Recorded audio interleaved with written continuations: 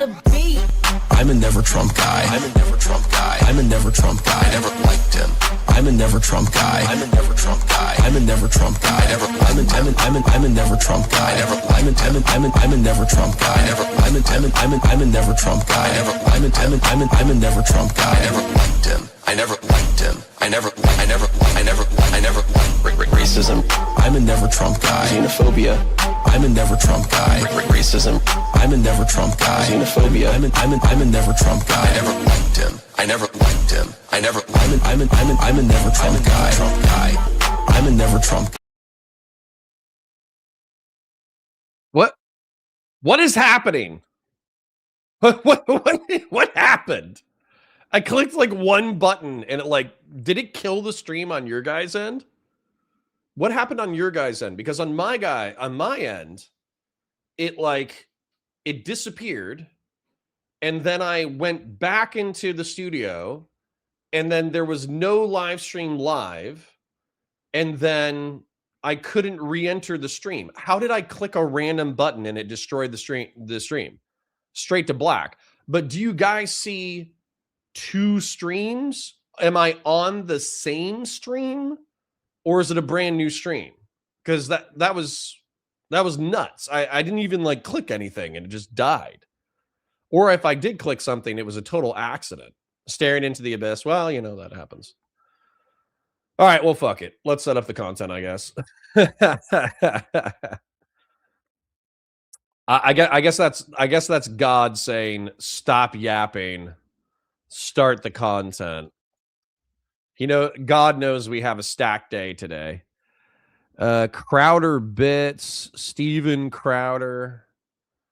Nick Fuentes sits down with Crowder, 2 hours and 30 minutes. Christ, kill me now. Let's skip the intro. Hopefully we can skip the biography.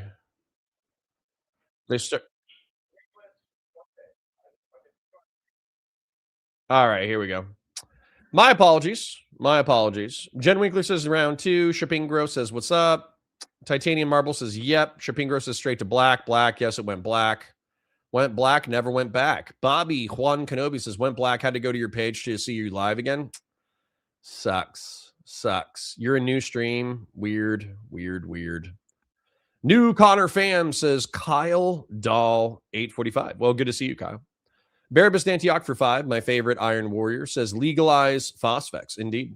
Legalize war crimes. I don't know where I am half the time anyways. Boomer points, that sounds like AIDS. Yeah, okay, well, we're just going to suffer together. So, Bud says, morning grill hottest. My triceps feels a lot less sore from Monday's chest and tricep workout, so I will be going back to the gym for leg day based. Anonymous Chatter says, I'm a never Trump guy. Dancing, I never liked him dancing, doing another intro. I know. All right, well, my apologies. Like the stream, share it with your friends, engage with chat, super chats if you got them, memberships if you got them. And then I'm going to thank, there was somebody else who donated, but Barabas Antioch, thank you for your donation. Thank you to whoever donated on the previous stream. My apologies that I forgot your name. My apologies. And you know what? Fuck it. If God is going to force us to start content, let's start content. Can we do another experiment though? Okay. Because this might jack up the stream, but I have everything I need. Okay, the camera is right here. It's between two large monitors. I have one monitor right here, which I plan on using for probably chronological chat, and then I have a monitor right here where I could do live chat, but I need to open up multiple StreamYards, and I have no idea if it's going to interrupt my camera feed. I have no idea what it's going to do. So hopefully I can open up multiple StreamYards and be in the same thing. The old stream is still running. What? It's not even there. It's not even on my end. And in order to do that, I have to go to the dashboard. All right. Well, go to the old stream and tell them that we're over here. I'm going to go into StreamYard and see if I can boomer this even harder. Okay. So I have Counterfire, I have Valor Media Network. With Valor Media Network, I see What? Steve, upcoming 9:35 a.m. Then I have the current one, which is 2:30 p.m. What is happening? Reusable studios versus non-reusable studios. All right, I'm gonna delete a broadcast and see if that fixes it. Is this the right one? View on YouTube. Is this the black one? Let me see if this is the black one. Okay, this is the black one, so I can get rid of this one. Very rude. Okay, now what I'm gonna do is I like the way the old stream fit better. Well, tough titties. All right, now what I'm gonna do is I'm gonna try to re-enter the stream. That way I can have chronological chat, and that way I can have other chat. And then if this doesn't work, then I might have to open up YouTube in order to do chat, like multiple chats. But that might work. All right, give me 1 second. Everybody take a breath. Let's see if I can do multiple StreamYards. Enter studio.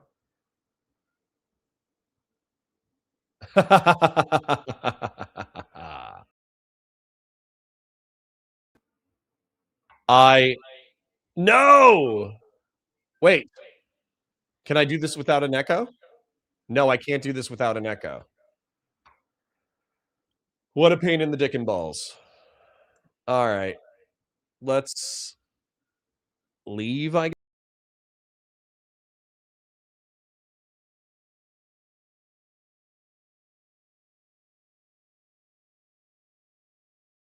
Add to stage. What? What is happening? Uh, what about now? No, it's still echoing. Okay, let's remove. Let's exit.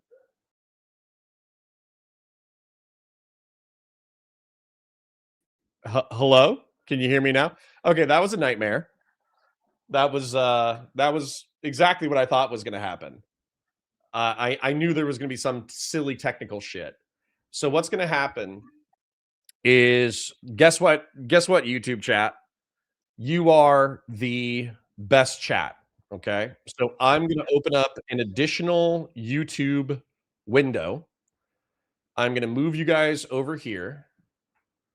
I'm gonna zoom in on chat. How can I scroll over? There we go. There we go. Connor versus Connor.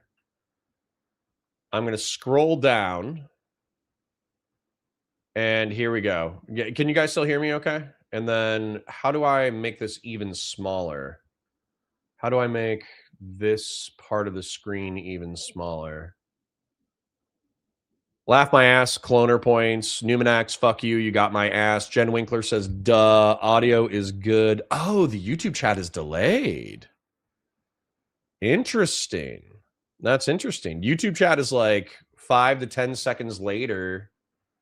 Just the pop out feature. Where's the pop out feature? Pop out chat. Okay. Okay. We're working.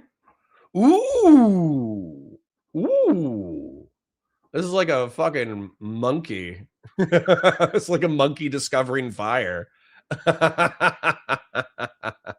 You can make it big too. How do I make it bigger? Ooh. Ooh.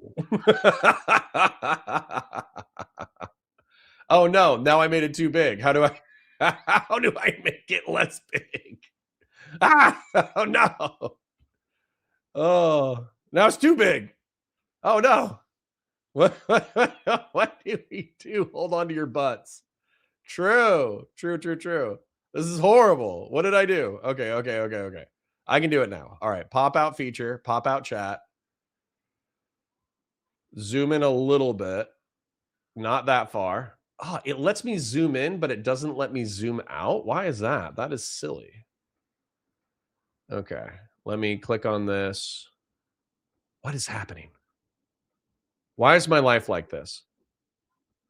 Why why is this so terrible? All right, sorry guys. I zoomed in on you too closely. I was staring into your beautiful, beautiful, beautiful eyeballs, and it was just too zoomed in. So I need to come in here. I need to zoom out a little bit. I need to go to Valor Media Network. I'm sorry, I'm booming. I'm booming super hard right now. Come on, show me the live. What is your problem? All right, now I'm gonna move YouTube up here. I am going to do the pop out chat feature that somebody just told me about. I'm going to fully expand. I'm going to zoom in. And I think this is perfect. Dunce Cap or ban Doobie to fix the tech issues. What is he like is he our Jonah? Solidarity. Watch the Star Wars content. Yes. Of course. I got greedy. I got greedy and I zoomed in one too far. There we go. All right. So I need to pop out chat one more time. And then one zoom. There. Perfect. Don't move it. Excellent. We're good. We're good. Leave that alone. This is no. What happened? There we go. There we go. There we go. Okay. All right. You guys are here. You're my current chat. You guys are here. You're going to be my old chat. I'm going to zoom in until I can see myself and see the video. Double Connor, double voice. No, that's old. That has to be old. I'm going to scroll down. Then we're going to do present, and we're going to present Steven Crowder. Guys, I am sorry. I know this is terrible content. Like I am sorry that you have to watch me boom. But I am 50 years old. And so I must boom. It's not even an option. I must boom. Okay. So we're good. We're good. We're good. Okay. So let me go ahead and check in with chat real quick. And then let's do it. Cloner points, true. I can hear you now. Keep it going. Full Brady Bunch. I won't be happy until Connor has become Alice. True. I can hear you loud and clear. Get 2 cameras so we can do binocular vision. You know, the next step, so I can look at you guys right here. The next step after this, I'm not 50. I'm almost 40. So the next step after this is I do need to get a second camera, and I need to put it here so I can start painting Warhammer models while we're hanging out again. Because I haven't painted a Warhammer model probably in a year. Do that next time someone is a debate pedo, your voice of God on their ass. Yeah, just like keep adding multiple of me into the chat so it sounds like thunder. Absolutely. Thank you to Fashion 40 for saying use the pop out feature. I did pop out chat, and now I have a current chat. I have a current chat on YouTube. Connor is sounding like me every time I get a new saw. I mean, that's me. Whoop, whoop. True. Hi, hedonic Samuel. Good to see you. Prometheus moment. Don't know what that means, but discovering fire. Yes, yes, yes, yes. Solidus says, solidarity. I watched the Star Wars content. Guys, please, type into your, if you're into Star Wars at all, type in Counterpoint Star Wars into your search bar, subscribe to the channel, watch the Attack of the Clones episode that I just released, I think yesterday at 11 a.m., and I just promoted today. And if you're into Star Wars at all, please watch it. I think I do a decent job of breaking stuff down. Although I did get the Venator mixed up with the Acclamator assault ship. But in my defense, I didn't know an Acclamator assault ship existed until somebody in my comment section pointed out that I had misidentified a Republic capital ship that I didn't know existed. Conservatism says every time you pop out chat, it wants to revert to top chat. It's censored and awful. Well, I mean, you guys are just going to have to deal with it to some degree, okay? Because, I'm going to be tracking 3 screens. This is going to be my current chat. This is going to be my chronological chat. So this is where I'll be engaging with you guys as normal. I'll be looking into your beautiful eyeballs every now and then. And then this is where I'm going to keep the content. Ryan Nowicki says, I wondered your take. I'm not very conservative. Here in Utah, I hear too many straw man arguments consistently with people saying, for example, everyone left wants post-birth abortion. Yeah. I mean, you just got to fight the good fight. Just be like a decent centrist. And what I mean by that is you don't have to self-identify as a centrist. You just, when somebody's like, they want post-birth abortion, be like, why? And what's going to happen is they're going to have that Utah governor, or maybe not Utah governor. It might have been like Illinois or something like that. There was some governor who was doing a interview, and they were talking about a fetus who had a horrible genetic issue. And it was like kind of the doctor and parents' prerogative and choice to let the fetus die, but they kept the fetus comfortable using drugs, and they, basically gave him a bunch of morphine and shit until eventually the fetus died. But what people did is they clipped that interview, and they were like, oh, look, a Democratic governor wants to euthanize children. And that was just kind of silly. It was like a clip out of context. And then I do think that there are some extremities where some Democratic cities and some Democratic states have voted for like some level of legislation in order to make like 9-month elective abortions a thing. And at that point, you just have to say, yeah, I disagree with that. That's fucking evil and shitty. Or if you agree with it, you have to fight about why you agree with it. Every time you struggle with tech for more than 5 minutes, you have to say you're 10 years older than you actually are. Yep. Connor is 50. I'm not actually 50. I'm in my late 30s. What's happened is you get into your late 20s and you still feel kind of young. Okay. Then you get into your early 30s and you're like, oh shit, I'm actually getting older.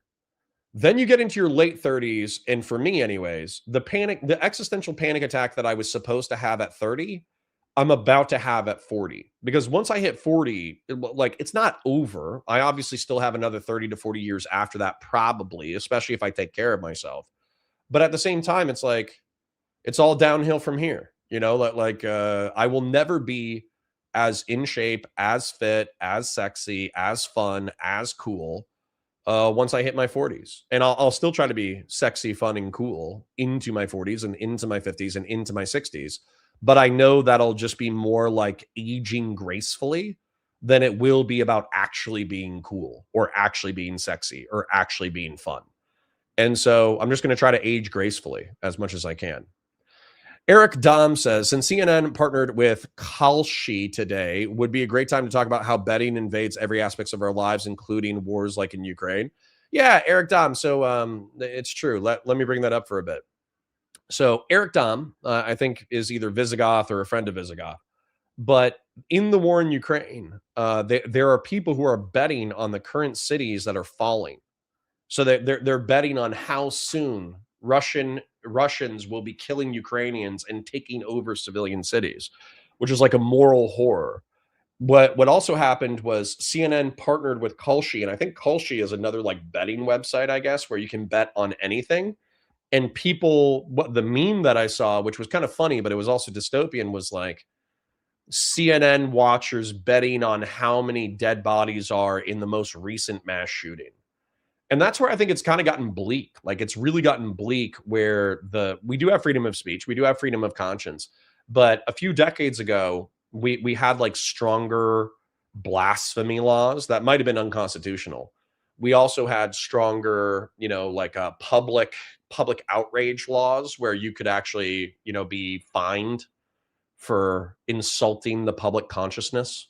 I think there were some cases in the 60s and 70s that effectively got overturned because of the First Amendment. But I think that the main thing, especially from an American perspective, is just like, don't be a piece of shit. Don't add to the horror of the universe. If you see Pokrovsk, a Ukrainian city on the verge of being invaded, don't bet $20 that they'll last an extra couple of weeks. Don't bet on how many corpses will be in the next mass shooting. So kind of bananas that we have to say that, but the rush to the bottom is terrible. OBS is better for all of this for your information. What, for having like multiple chat windows? I like StreamYard because StreamYard seems to be built for boomers, but Christian Lair says Dems and Republicans guck. Connor, stop sucking. Dems and reps, no bigot, guck. I mean, that's just an astute observation of modern politics, I think. Trapingro says, please put on thus spoke Zarathustra so we can enjoy you discovering fire with proper ambiance. Interesting. Hosbar says, I'm only 36. We're not that far off, brother. I just like to exaggerate because I'm getting older. Turned 36 yesterday, actually. We have similar birthdays. I'm late November. Conservative liberalism, whatever your name is, says, please, for the love of God, make your pop-out chat live chat and not top chat. Okay. Live chat. All messages are visible. Okay. I did it. I did it. I did it. Unforgivable, unsubbed, do better, says Goach. That happens. Commander Cody or Rex, who's best? I don't know. I'm actually a fan of the Arc clone commander from the Battle of Munilist. So I don't Cody, right? So Rex is the commander with Anakin and Obi-Wan Kenobi and Ahsoka early in the Clone series, right? And then Cody is the one that is a part of Order 66, if I remember correct. I'm sure Rex participates too, but I'm just saying, like, he was in the Revenge of the Sith. There's another general or another commander who was a part of the ARC commandos in the Battle of Munilist. And he's actually the guy where you're watching like the 2D cartoon animation, and he has like a blaster rifle and he has like a blaster pistol or carbine, and he's just like mowing down B2 and B1 battle droids left, right, and center. Well, apparently the lore is that guy was an ARC commander for a while, and he also fought with the Jedi for a while. But then eventually, when the Empire came about, he joined the Empire. So whoever that guy is. Conservatism says, no, it's not to be dealt with. It can be fixed. Just click the words top chat. Gotcha. I did it. I did live chat. I see live chat right here. Now, I can't keep up with Connor is not as good a shape as he used to be. Party like dad bod fitness routine. Yes. Virginia. Can't remember his name. Exactly. We'll download the vid to watch later. YouTube Premium gang. Thank you, Fashion 40. Parasocial love. Parasocial love. Thank you for the full view by downloading a VOD. Yeah, Virginia. Wait until 40 says Unico, the last unicorn. I know. It's coming, man. I'm only a couple of years off. I think I'm 38 this year. Connor, after 40, you just stop counting. Well, I'm gonna count so I can continue to have an existential crisis. Start riding a motorcycle. Yeah, titanium marbles. One of the funniest things that I saw was it's an old guy, kind of a fat guy, and it's a cartoon drawing. And he has a motorcycle, and he's bald, and he has a mustache, and he's walking up to his wife, and he said, "The crisis is lifelong. It just took until middle age for me to be able to afford it." That's cute. Justin says, once you get rich from media company, just join up with Brian Johnson. No. The never die movement is cringe. I don't want to die, but I'm going to try to face death like a man rather than, I don't know, plastic surgery, cutting up my face, eating a billion antioxidants, and then going to Coachella with a 22-year-old. I'm sorry, but like the rich guys like Jeff Bezos and Brian Johnson who worked their asses off for 20 or 30 years and then started worrying about dying, so they started doing TRT and dating 20-year-olds. I think that's kind of cringe. Betting on atrocities every day, the internet proves it was a mistake. Well, this is just humanity, bro. This is just humanity. Sabin Green says, I'm old enough to start saying I'm too old for this shit. I am. I'm that old. When I'm in a gunfight, I can be like, I'm too old for this shit. And I'll be right. Conservatism says, thank you. I'll stop kicking the dead horse. Top chat just tends to hide anything YouTube deems as wrong think, and it can be a lot in a political stream. For sure. I did change it. Bud123 says, Connor is not as good a shape as he used to. Party of the dad bod fitness routine and his diet. If he ate like me, healthy, and worked out like me at the gym, he would be in much better shape. True. I'm not totally out of shape, but I could be better. Groovy Harp says, just joined. Cody is the best clone. Competent, doesn't mess with that silly dual wielding stuff, has the cool helmet. Very, very kino. I gotcha. Any Republic Commando enjoyers? Of course. I haven't even played Republic Commando, and I love Republic Commando. Fashion 40 says, multi-chat windows. I used to keep up with my 2 chats, albeit very small viewership. Yeah, we got that. I'm going to totally fuck it up, but we got it. McDevin says, oh, fudge, the red guy from the Samurai Jack animation. He's my favorite, though. I thought he was Cody. Nope, it's a different guy. He has a sillier name. Jovan says, day 68 of me asking when Connor will do call-ins. Never. You're just gonna suffer with me talking forever. Dude, just DM me on Discord. We'll pick a date for a one-on-one. All right. Anyways, let's get cracking with the content. Like the stream. Share it with your friends. Engage with chat, super chats if you got them, memberships if you got them. Hosbar says, here's a question I've had. Let's say you could live forever in a bot of some kind. How would you know the first person to try it was actually them? That's how the bots trick us into self-delete. I agree. That's a part of the new Alien Earth TV series. Zach Wolf says, the only reason why I want to live long is to see how this all plays out. Too many interesting things are happening right now. I agree. I would love to live to 2100. All right.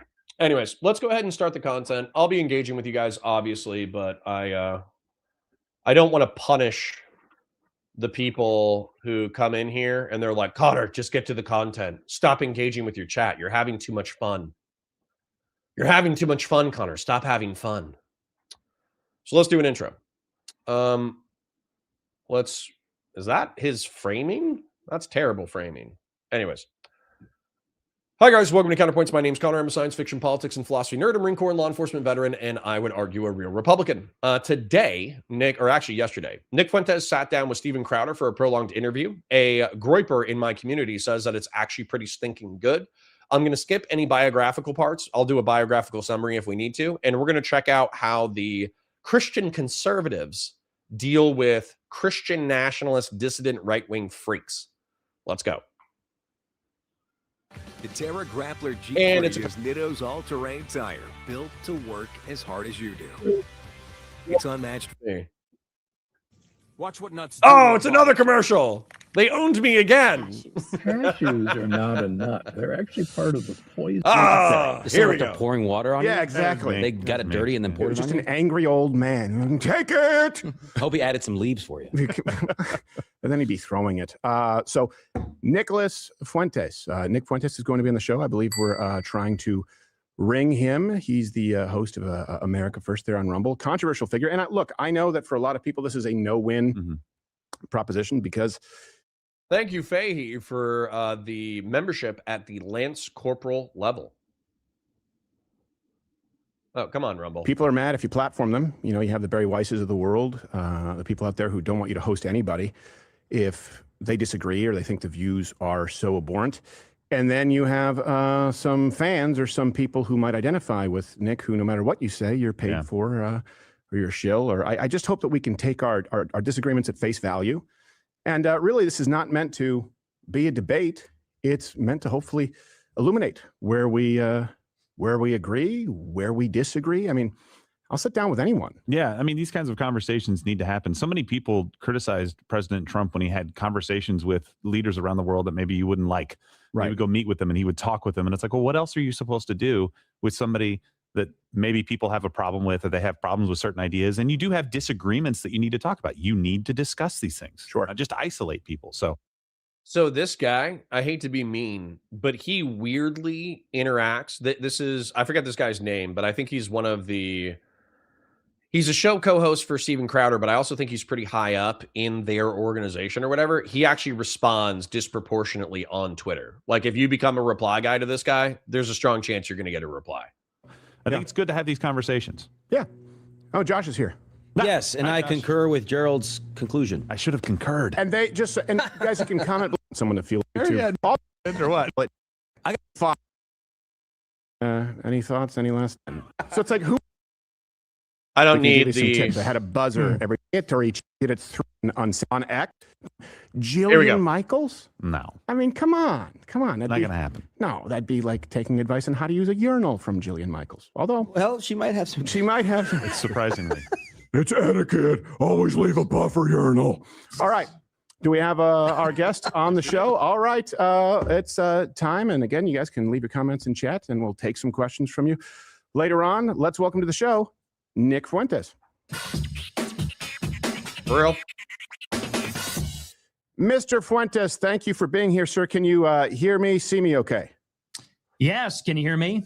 I can hear you, and I appreciate the Christmas decor. A lot of people don't do that.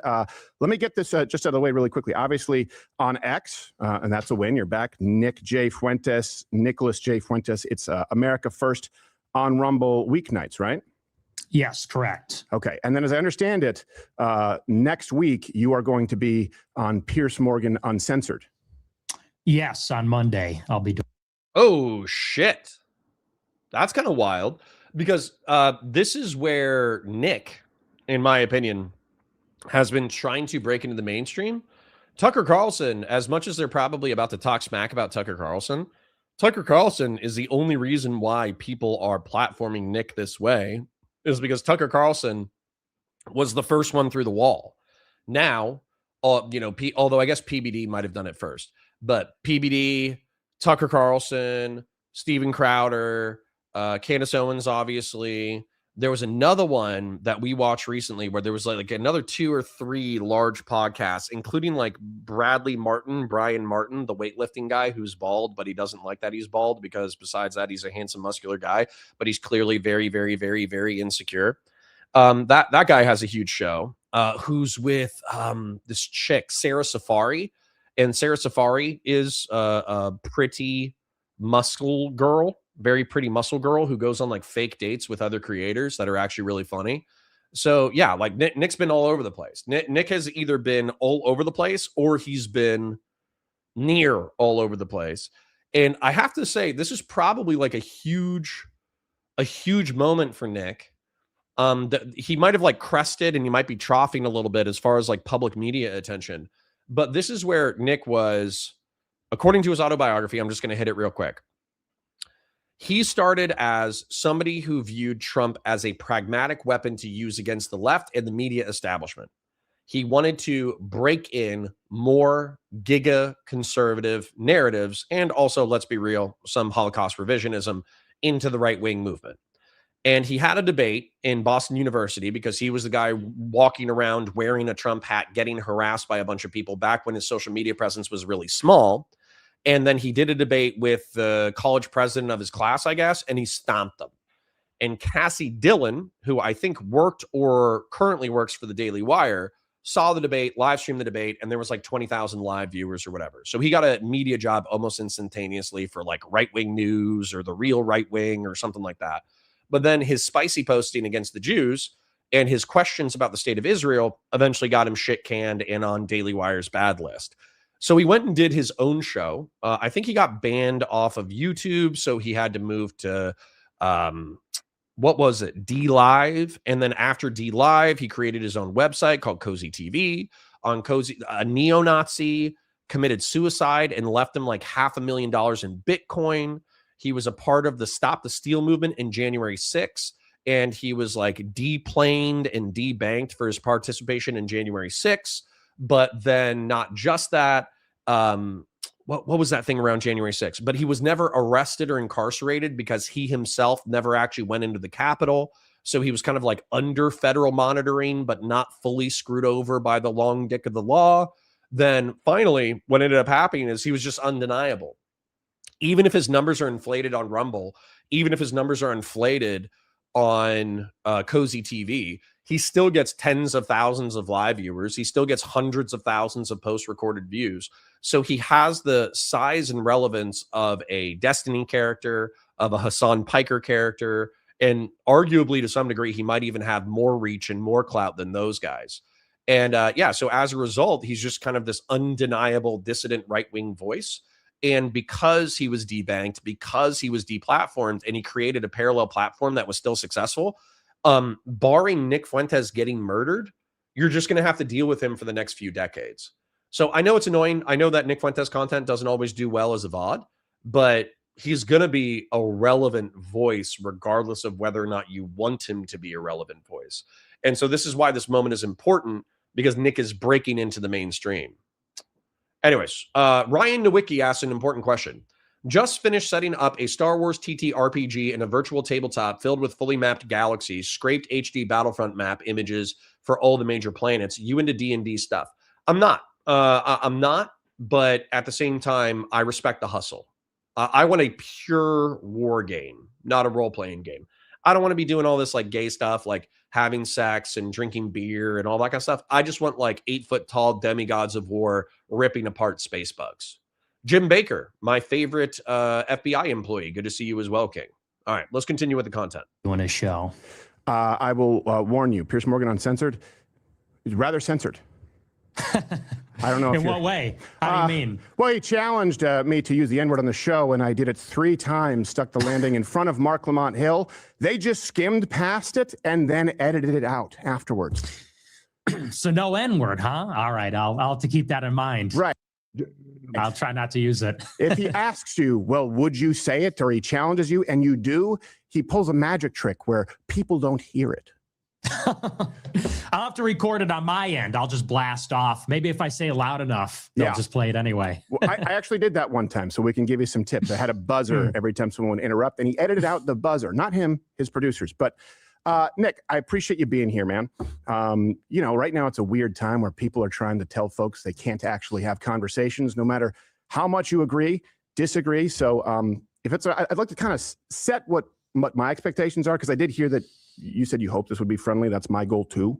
The first thing I will say, we got into it with Jillian Michaels. I should say, this week, where she was demanding people disavow, and I'll get to that. I hate, above all else, it's that I feel compelled to defend, no matter who it is, when jokes or statements are mischaracterized, taken out of context. I've had that happen to me.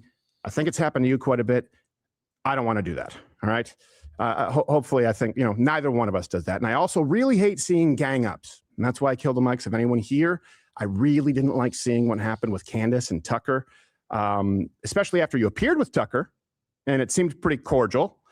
And then he took pot shots once you were gone. I promise you, I'm not going to do that. Is that fair? Yeah, no, I appreciate that. Okay. And what I really want to do is I want people to actually hear your views for what they actually are. And I know a lot of people are going to disagree. And some people, they'll be moved, they'll be convinced. And I want them to make up their own mind and be able to contrast it. So Okay. Listen, I'm getting some spidey sense. I'm getting some bad vibes. And my issue is not that anything bad per se has happened yet. While I, generally speaking, disrespect the average intelligence of the average person, while I generally think that the average person is a rube and a moron and suckered in by rhetoric and doesn't understand politics and this, that, the other, I do think that freedom of conscience, freedom of speech is better than the alternative. Like, letting people with bad ideas talk and then arguing with them in the public sphere is better than prohibiting bad ideas, because once you start prohibiting bad ideas, it's a slippery slope to the point that, any bad idea is prohibited from the public zeitgeist, and then you effectively have like a nanny state that's policing how people think. I want to avoid that as maximally as possible. But what I think happens, particularly with people who say what I just said, is that they are unprepared to challenge bad ideas. They want to be overly charitable to terrible ideas because they're controversial. And so as a result, they sweep for really bad, stupid shit. And then their dumbass audience gets suckered into bad ideas. And so that's Nick's job. Nick's job is to create a rhetorical funnel that drags people into his level of radicalism. And so my frustration with what Steven Crowder just said is the fact that, like, I hope I'm wrong, but that's typically what I hear before somebody becomes a useful idiot for another person's platform. That's my spidey sense going off. I asked that we're able to do that. I will also say, hey, look, I do want to thank you because, I've been subject to some concerted hit pieces myself, and you didn't join in on the dog pile, and I do appreciate that. Although I'm sure he's called you the F slur in the past. I mean, I call you the F slur. Yeah, got to stand up for a guy. It's bros before hoes. Well, so, yes. so I'm with you. Now, I don't so much appreciate you implying that, I'm bringing talking points from BlackRock or the Israel lobby, considering I've been sued by BlackRock and even Rumble had to fight back. So I think let's just make sure we take each other's opinions at face value. I don't think that you're paid for to say anything that you're saying, and I can tell you definitively that I've never taken a dime from an outside entity, nonprofit, or foreign interest. AK Batusai says, if you want a huge audience in VODs, it seems like the way to go is to never read your own chat and let it fill with spammy haters with 30,000 plus viewers. I agree. But I'm not going to do that because I parasocially love you guys and I have a good time hanging out with you and talking with y'all. That good? Yeah, I believe you. Sounds good to me. Okay. All right. Also, I want to make sure we can issue so we're not mischaracterized. A lot of people watching. This is the last kind of ground rule. I want to kind of address each issue point by point. I'm going to avoid point stacking, or just go rapid fire, because people will use that, take it out of context. You know, people go, and Nick wiggled out of this, and they do that with me. I want no one to mischaracterize anything. So with that said, I have a couple of rapid fires, but I think you're going to like them. Okay? Okay. Yeah, sure. These are layups, and I mean rapid fire. And then I want to give you the floor. Sure. Nick, I think there's some misconceptions of you. I've heard this said. Can you clear the air? Nick Fuentes, do you hate all Jews, sir? No, I don't. Okay. Do you consider yourself an anti-Semite, a noted anti-Semite? No. Okay. No follow up here.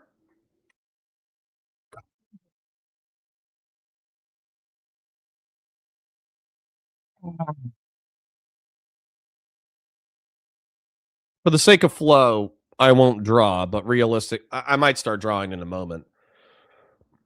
Do you hate all Jews? He's going to be like, no.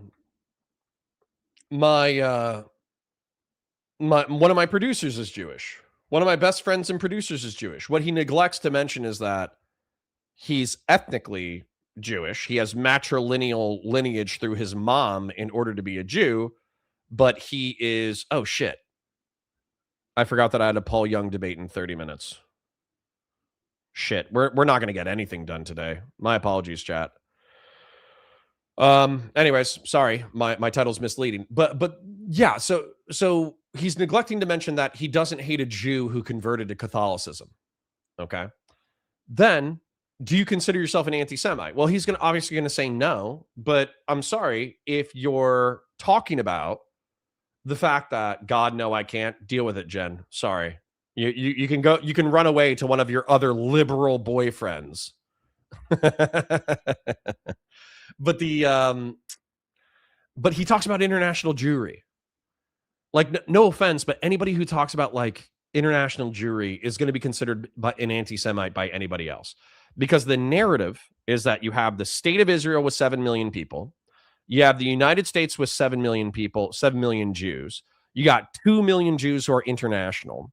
And what happens, because the diaspora Jews, the Jews that are spread across the world, because they're sympathetic to Israel, the Jewish state, on a level of 80 to 90%, that they might as well be a formalized anti-other nation organization that is a parasitic group that takes over rival societies and forces them to support the state of Israel, particularly the United States. Okay? And yeah, Jewish orgs talk about their international Jewry and their duty to their tribe. Right. And so if you want to talk diaspora, what do I say? I don't know what I say. But the whole point of that is if you think, weird that repeating their own words makes you an anti-Semite. Okay, Doobie. Now having live chat is going to trigger the fuck out of me, because I'm actually going to be interacting with my live chat instead of the chronological chat. The reason why that annoys me, though, is that, are we going to accuse, for instance, the Hibernian conspiracy? If you start talking about Irish loyalty to the Irish homeland during, the Troubles and all that kind of bullshit, that this is exactly why I wanted the other monitor. This is why I'm regretting having this other monitor. I'm gonna get one guy twice as hard during my streams. You guys are gonna.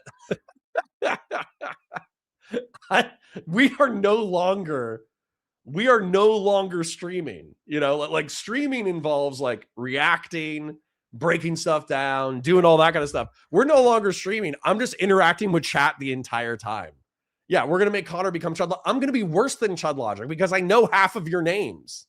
We're not going to be able to get through any kind of content because I'm going to be scrolling chronologically, reacting to the chat. Then I'm going to see Doobie saying, you're a fucking piece of shit in this chat over here. And then I'm going to get triggered. And then instead of actually moving through the content, I'm just going to get triggered and attack you. I'm so fucked. Oh, this is going to be bad. This is going to be bad. Quick show, by the way. Like the stream, share it with your friends, engage with chats, super chats if you got them, memberships if you got them. But anyways, just to finish the point is, if we can analogize it to another ethno-religious group that participates in the American experiment, we shouldn't vilify diaspora Jewish loyalty to Israel, but we can criticize the policies. We can criticize maybe loyalty to a fault. We can criticize the trauma response of the Holocaust leading to diaspora Jews supporting bad Israeli policies like the West Bank settlements or the Gazan settlements. But the thing where I think it jumps the shark in order to become anti-Semitic is not a criticism of diaspora Jews. It's not a criticism of Israeli sympathy. It's not a criticism of Israel's policies. It's when you act like it's a unique, historical, nefarious, mustache twirling, evil, unified cabal. That's where I think it jumps the shark into anti-Semitism. And I think that Nick has been guilty of that. Jen Winkler for $10 says, we can have Doobie or Paul, but not both at once. Sorry, Jen. You're just going to have to listen. I know you cheat on me from a viewer standpoint with other liberal streamers. And oftentimes you're polyamorous. You're involuntarily polyamorous between me and other streamers where you'll just run me in the background as like a sympathy view. But then you'll go to Lonerbox or you'll go to another streamer. Listen, I accept that is part of our relationship. But if you are cheating on me with Lonerbox and Hutch and IRI, then you can't tell me that I can't cheat on you with PF Young. So, sorry. Anyways, we'll try to get through some content. Let's try. Clears that up. Do you believe that white people are superior to all other races on the planet? No. No, I'm actually, ironically, a Jewish and Asian supremacist because they score higher on IQ tests. Dude, this is the most softball bullshit on the planet. Okay. Do you want to We're going to have to do this again on Monday, by the way. eradicate all non-whites from the United States? No. Okay. Well, Barry He just wants to resegregate Americans and culturally reinstantiate that miscegenation is a bad thing. Weiss will be very happy to hear that. No doubt she's watching. And then because this happens a lot, right? It's Tucker did this with you. Fed. Nick Fuentes, are you in fact a Fed? No. Okay. I'm going to get through these rapid fire really quickly. They're actually, there's not much. So this week, Jillian Michaels will be on the show next week while you're doing Pierce Morgan Censored. And she said that we need to disavow you, and specifically said you had said that women either want or need to be raped. Now, I looked for this.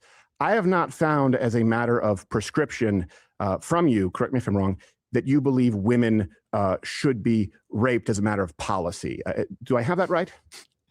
Yeah, you're correct on that. Yes. Okay. All right. So she's wrong. She's just an angry lesbian. Got it. Now, finally, this one might surprise people because I know you and Charlie Kirk were sort of... AKA Batusai says, can't believe he's not going to wear the gun holsters when talking to Nick. So based. Anonymous Chatter for 10 says, tech issues do be one guy, a debate. The only thing I need for my bingo card is a painter points and a dog knocks over a piece of equipment. I'm going to like that. Thank you for the super chat, King. Rivals, as you've described. Been a lot of controversy floating around that, and people often say that you blame the Jews for everything. Do you believe the Jews killed Charlie Kirk? That's one of the conspiracies out there right now. What's your position on that? I don't believe that. As it stands right now, I think it was Tyler Robinson. Yeah. Okay. Me too. And if there's something else, I hope that we find out. But I think a lot of people would just sort of toss you in that lot. Okay. I think we've cleared that up. So look, there's some people who might be new to you here. I know you've. Short says, Connor, do you think it was a mistake for Destiny to platform him, or did it not matter at that point? It could have been. It could have been. Like, so for instance, like, would Destiny, what's that? No.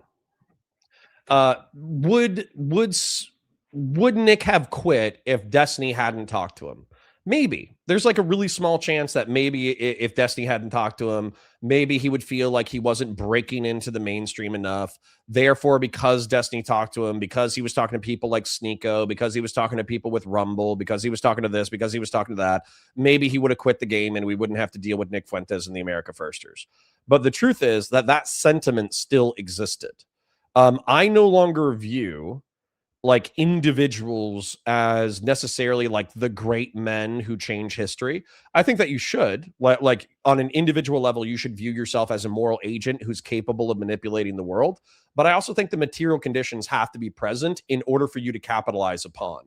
And so even if Nick Fuentes himself had quit, I think the America First anti-Zionist, anti-Semitic, anti-Jew, American isolationism, paleo-conservative philosophy, I still think that would have happened with or without Nick Fuentes.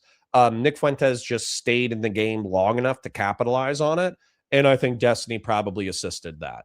But, mistake, not mistake, we can't really change the past, so it's almost not even worth contemplating. Also, Doobie says, Nick is a likable dude. Unfortunate that he does the bigotry stuff. If he left that all behind, he'd be a solid figure on the right. That's my opinion as well. I think Nick is intelligent. I think he's charismatic. I also just think that he has awful, awful, awful politics. So, yeah, I think Nick probably would have succeeded with or without Destiny's intercession. Told your story quite a few times. Some people here may not have heard your background. Tell folks out here your story. How did you come to your current positions? If this gets too autobiographical, I'm going to skip 5 to 10 minutes because we've already heard the story again. I already summarized it for you. Wearing a MAGA hat in public, got bullied at BU. Cassie Dillon spotted his interview. He got 10,000, 20,000 live. He got a media job almost instantaneously. He was fired almost immediately for being a Israel questioner, a Holocaust mathematician. He was banned almost instantaneously. Then he got rehired. Then he got fired again. Then he created his own project. Then he became part of Stop the Steal. And then he got debanked, deplatformed. And so he created, I don't know the exact chronology, but this is a broad summary. So then he created his own parallel institutions. And now he's basically, you can't cancel Nick Fuentes except unless he gets murdered. Well, I appreciate the rapid fire intro because that is my reputation. That's what people say is that I'm pro rape, want to kill everybody, whatever. So I told you you'd like them. Audience. Yeah, I did. And I appreciate the opportunity because my audience knows that, but maybe your audience might not or other people might not. So I actually appreciate that. And as far as how I came to my views, I've told the story many times. I'll give you kind of the shorter version. And feel free to jump in or ask me questions or clarify. But I was a fairly normie conservative in high school. I was very political. Obviously, that's Israel. And I remember I knew a lot of people from Daily Wire in college. What's crazy about that movie is the real story. The guy's actually more badass. I don't know if you've actually read about him. In real life, he sexually dominates the bear. But it's I remember that big controversy when there were a bunch of conservatives saying we're not going to go see The Revenant. There was this rumor that he was raped by the bear. It's a shame so many people struggle with embarrassing commercials, skin tags, moles, and dark Where's the spots skip button? when this I don't know if you remember that. That was a big story, and I watched. I'm like, it's just a CGI bear. I do want to go back. So Daily Wire, sure, because I don't know if you know this. We also mentioned PJ Media. That's where I was first doing stuff in 2009 after YouTube. And like you, I grew up in Canada, so we didn't have AM radio. We didn't have Fox News. I was at Fox News for about 4.5 years, and I'd never seen anyone who was there on air. They just threw me on a panel with Alan Combs and said, debate this guy. And then it just kind of went on for a while, and I reached the end of the road. But I don't know if you know this. I've had little... Ryan Nowicki says, what do you think about giving friends and family access to these new aggregate apps that show content reporting from multiple areas like Ground News? Yeah, absolutely. I think that would be... I don't think my younger brother would actually use Ground News if I gave him a login, but I think that his psychology would be much improved from using Ground News because he's jumped all over the dissident right-wing sphere. He doesn't like Nick because Nick is an anti-Semite and he has a lot of Jewish friends, but he thought Candace Owens was cool for a while. He was watching Alex Jones casually. I'm not sure if my little brother was watching Alex Jones, but my wife's little brother was watching Alex Jones.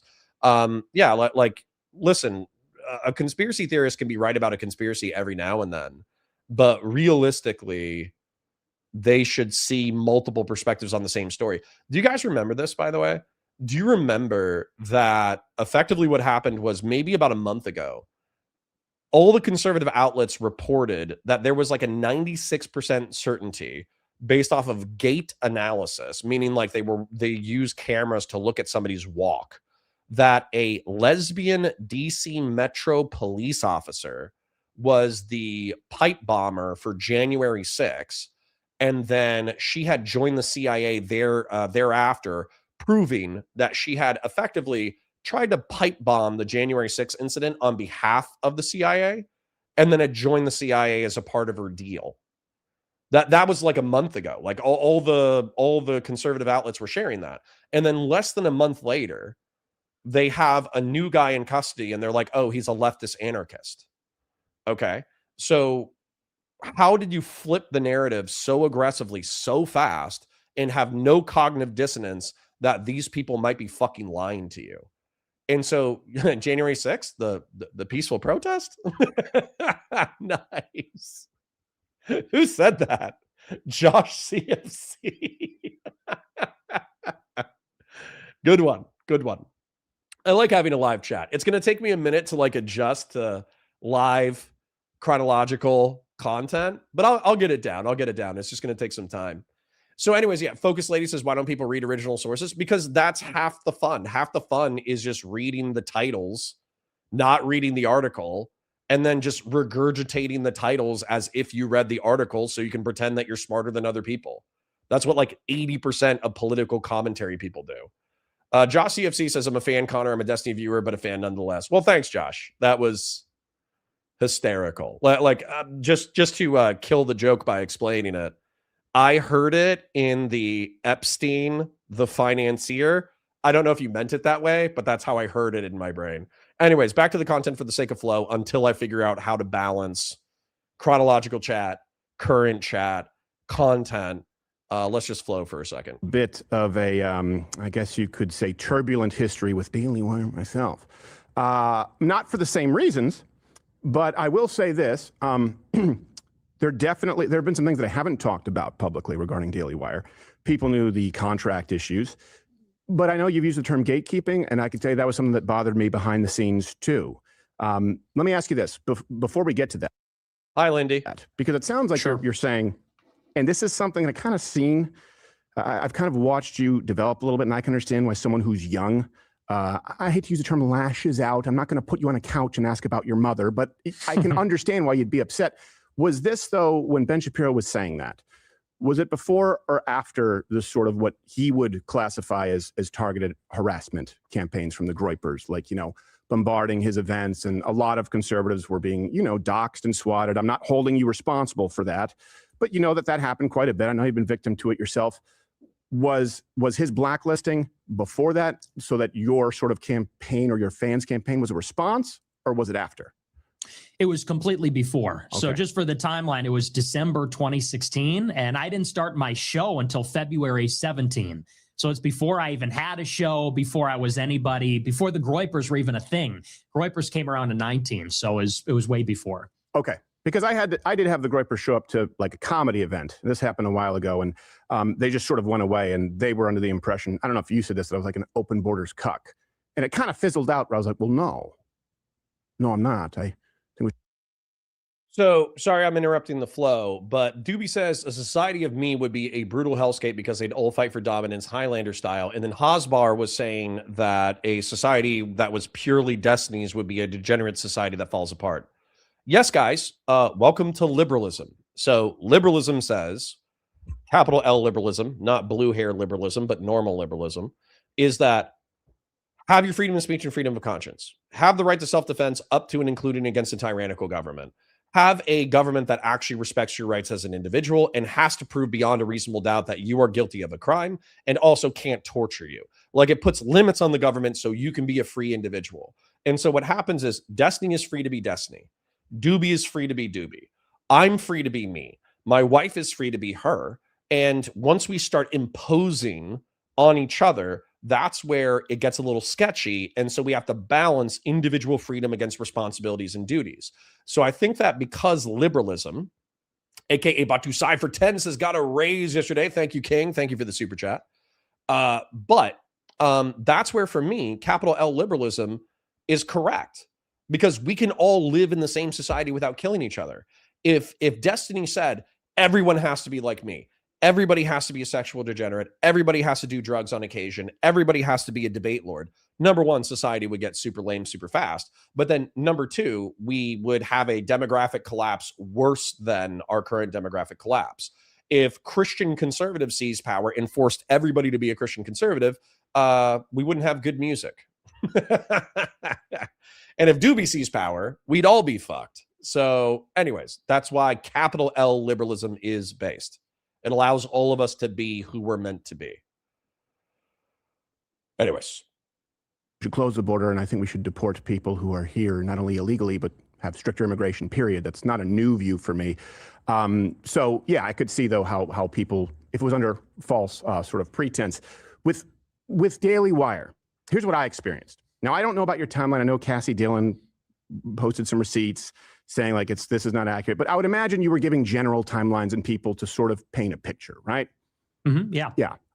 With Daily Wire, what would happen is, being demonetized on YouTube, they created the new rule, borderline content, because they couldn't fully remove me. Sorry about that. It was a third rule specifically because I had a lawyer and planned for this. I would get into conversations with Google executives, people at YouTube, and especially as we got toward COVID and the vaccine, right, questioning that, or the lockdowns.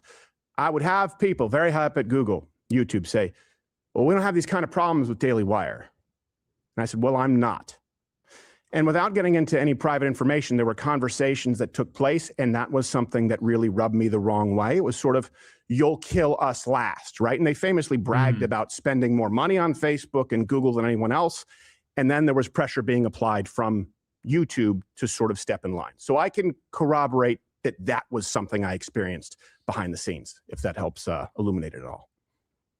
Yeah, and I remember it very well. I remember the adpocalypse, and I remember your tiff with them. I remember. Anonymous Chatter says, places for $20. Thank you, by the way. Places in the Mrs. Points needs her own segment collection plate. Listen, I would. And Jen Winkler, I did see your statement saying that you think that you guys would be boys. You probably would be, considering how much shit you guys both give me. But she's a little, let's say, skeptical on the value of online politics. So she's a little bit hostile to my work environment. But all things considered, she is an excellent, smart, funny, elbow-throwing, mean in a funny way person. And so, yeah, she do fucking great here. She do fucking great. Are you going on Tim Pool? I remember the whole thing. And I've heard that even I'm not connected. I'm not tapped in at all. I was. Fuck you, Osbar. P.F. Young's favorite flavor is water. P.F. Young takes his seatbelt off to feel a rush. His favorite channel is the Home Shopping Network. Damn, bro. Why are you talking about me like that? Radioactive for so long, but even I had heard rumors that they had made deals with Google behind the scenes or Facebook, and it's well known they were like the number 2 advertiser on Facebook, like number 2 overall, right? Not like among conservatives, period, for many years. And so, even notwithstanding the Israel stuff, nobody knows the fact that they were kind of the beneficiaries of a monopoly, in the sense that, like, all their competition got banned. Anybody that was dissident, anybody that was controversial, basically was no platformed, not deplatformed, no platformed. Yeah. And I think you got caught up in that as well. I remember it pretty well. Well, their contracts require it.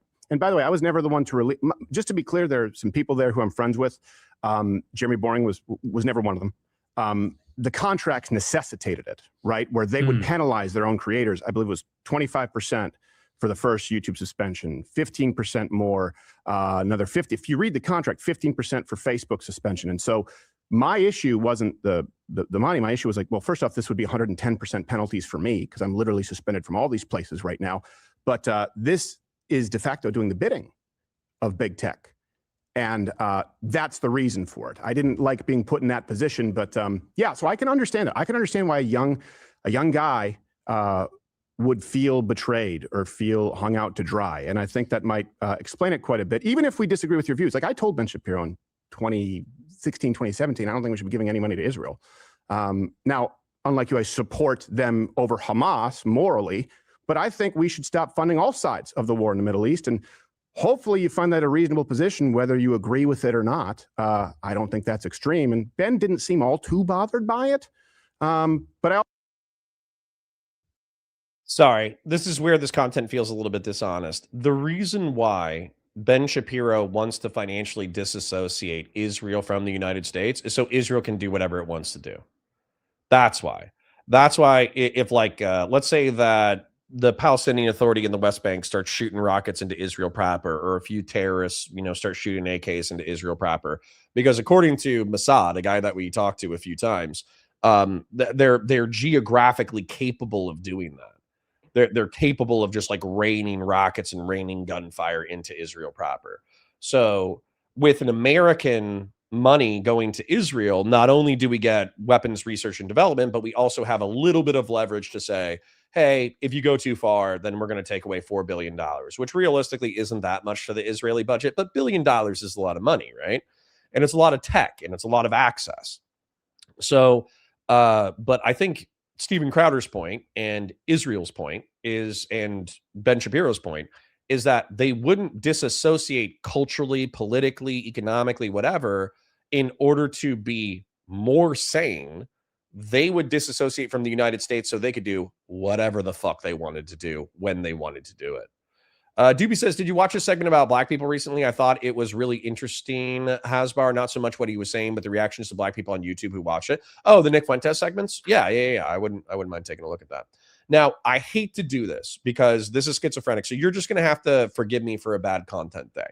But also invited him to be on the show. We've only watched the introductory segment of Rumble.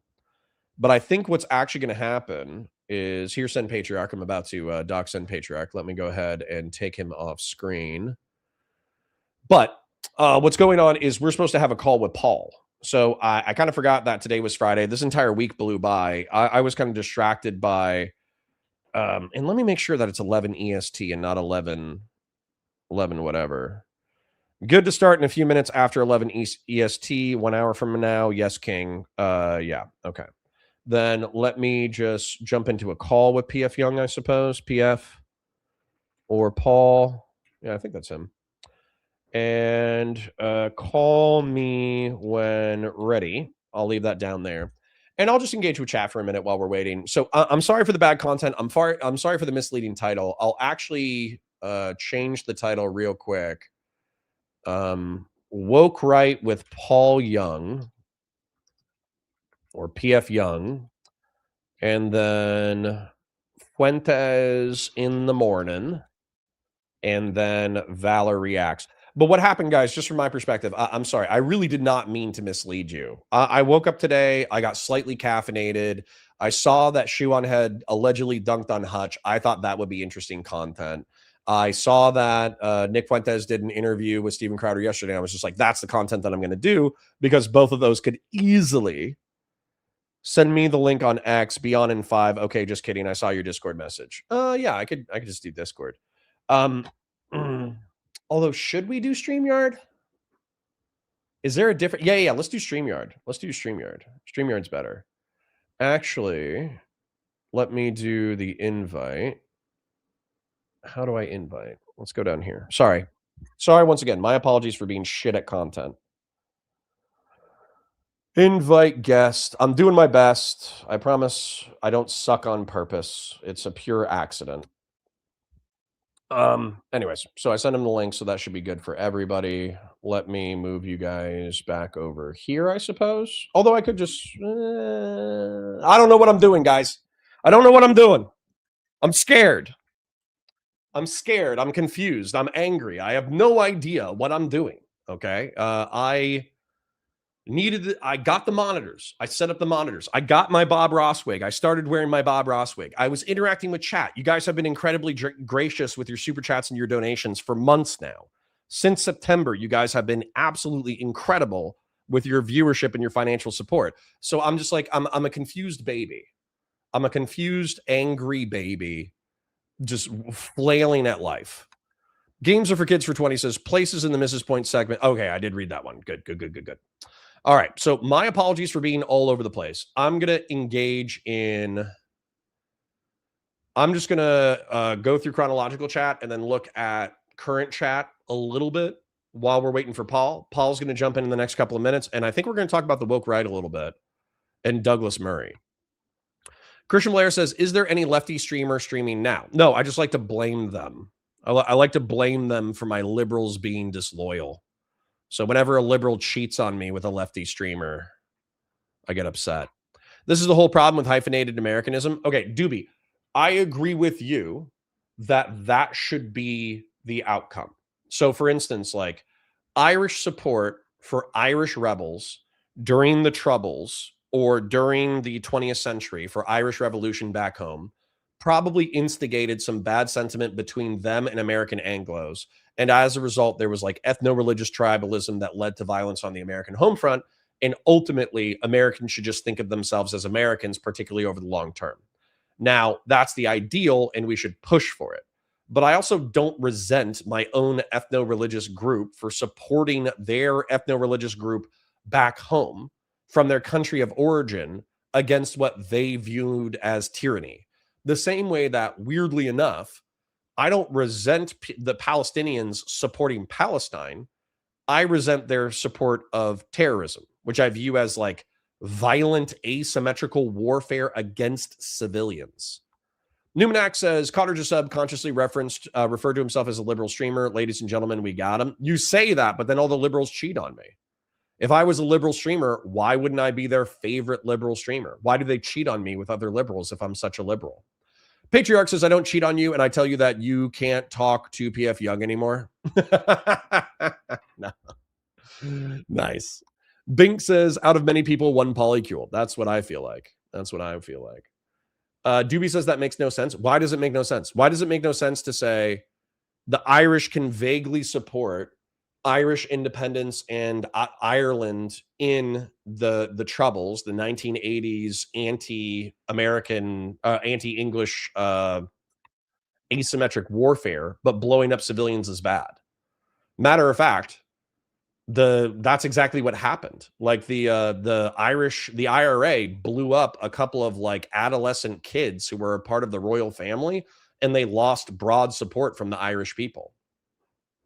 So anyways, Doobie says, Teddy Roosevelt gave the speech on hyphenated Americanism that convinced me of this. Well, listen, Teddy Roosevelt's my favorite president. So once again, we agree. All right. Anyways, Paul's here. He's figuring out his camera. I'm going to pull him in. Let's do it. Jesus Christ, bro. Yeah, you are white. Sorry. You are whitewashed like a motherfucker. The Lord has sent me. God has sent me to bring truth. Maybe God to these damned liberals. Hold on. Yeah, Jesus has come in. What's going on, man? How you living? Living well. High off the hog. Here we go. Cool. Everybody at home, we're going to be talking to PF Jung, probably about a few things. I think we agreed to having a revisit on the woke right and Douglas Murray. Doobie's going to love you by the end of this conversation. Many things. But we have a great before we start, like the stream, share it with your friends, engage with chat, super chats if you got them, memberships if you got them.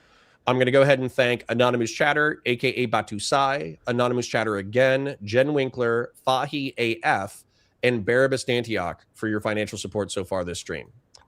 But if you're ready, man, what can you introduce yourself to the chat and what we're going to be talking about today? Hi, my name is Paul. I have a YouTube channel called PF Jung, and we're going to be talking about a great many things. We can talk some woke right stuff. I just want to talk, I know this is unusual for me, but I'd like to talk about Israel and white identity politics. I saw you were. Let's do it. I saw you were watching the Nick Fuentes. Yeah, I'm gonna have to watch it again on Monday because basically I didn't get into it as much as I wanted to. I was kind of excited about the content. We really only got into like intros or whatever, so we kind of got his autobiographical story, and then we kind of got into like the nuances, I suppose, of his geopolitical position.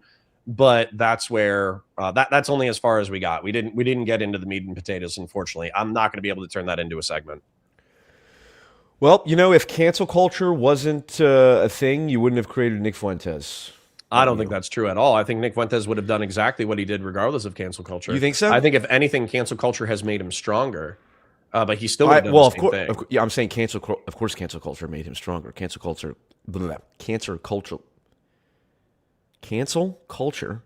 created Nick Fuentes. Yes. Nick Fuentes, I actually do believe at least some of the story of, he said he was like just some, typical libertarian conservative or whatever he was at 19. And then he started asking people about, he literally was just asking questions, like in the honest way. Like, why are we supporting Israel so much? And then Ben Shapiro he jumped down the canceled him. rabbit hole super fast. So as an example, I think chronologically, his debate that got him noticed by Daily Wire and Cassie Dillon, that was in 2016, like late 2016. And he was joking as early as 2017 that he was trying to red pill his parents on like Holocaust denial. So like that's what I'm saying. Like, when did he get quoted by Ben Shapiro? What's that? When did he get quoted by Ben Shapiro? I'm sure around then. So maybe his like anti-Israeli, anti-Jewish sentiment started there, but you know, still.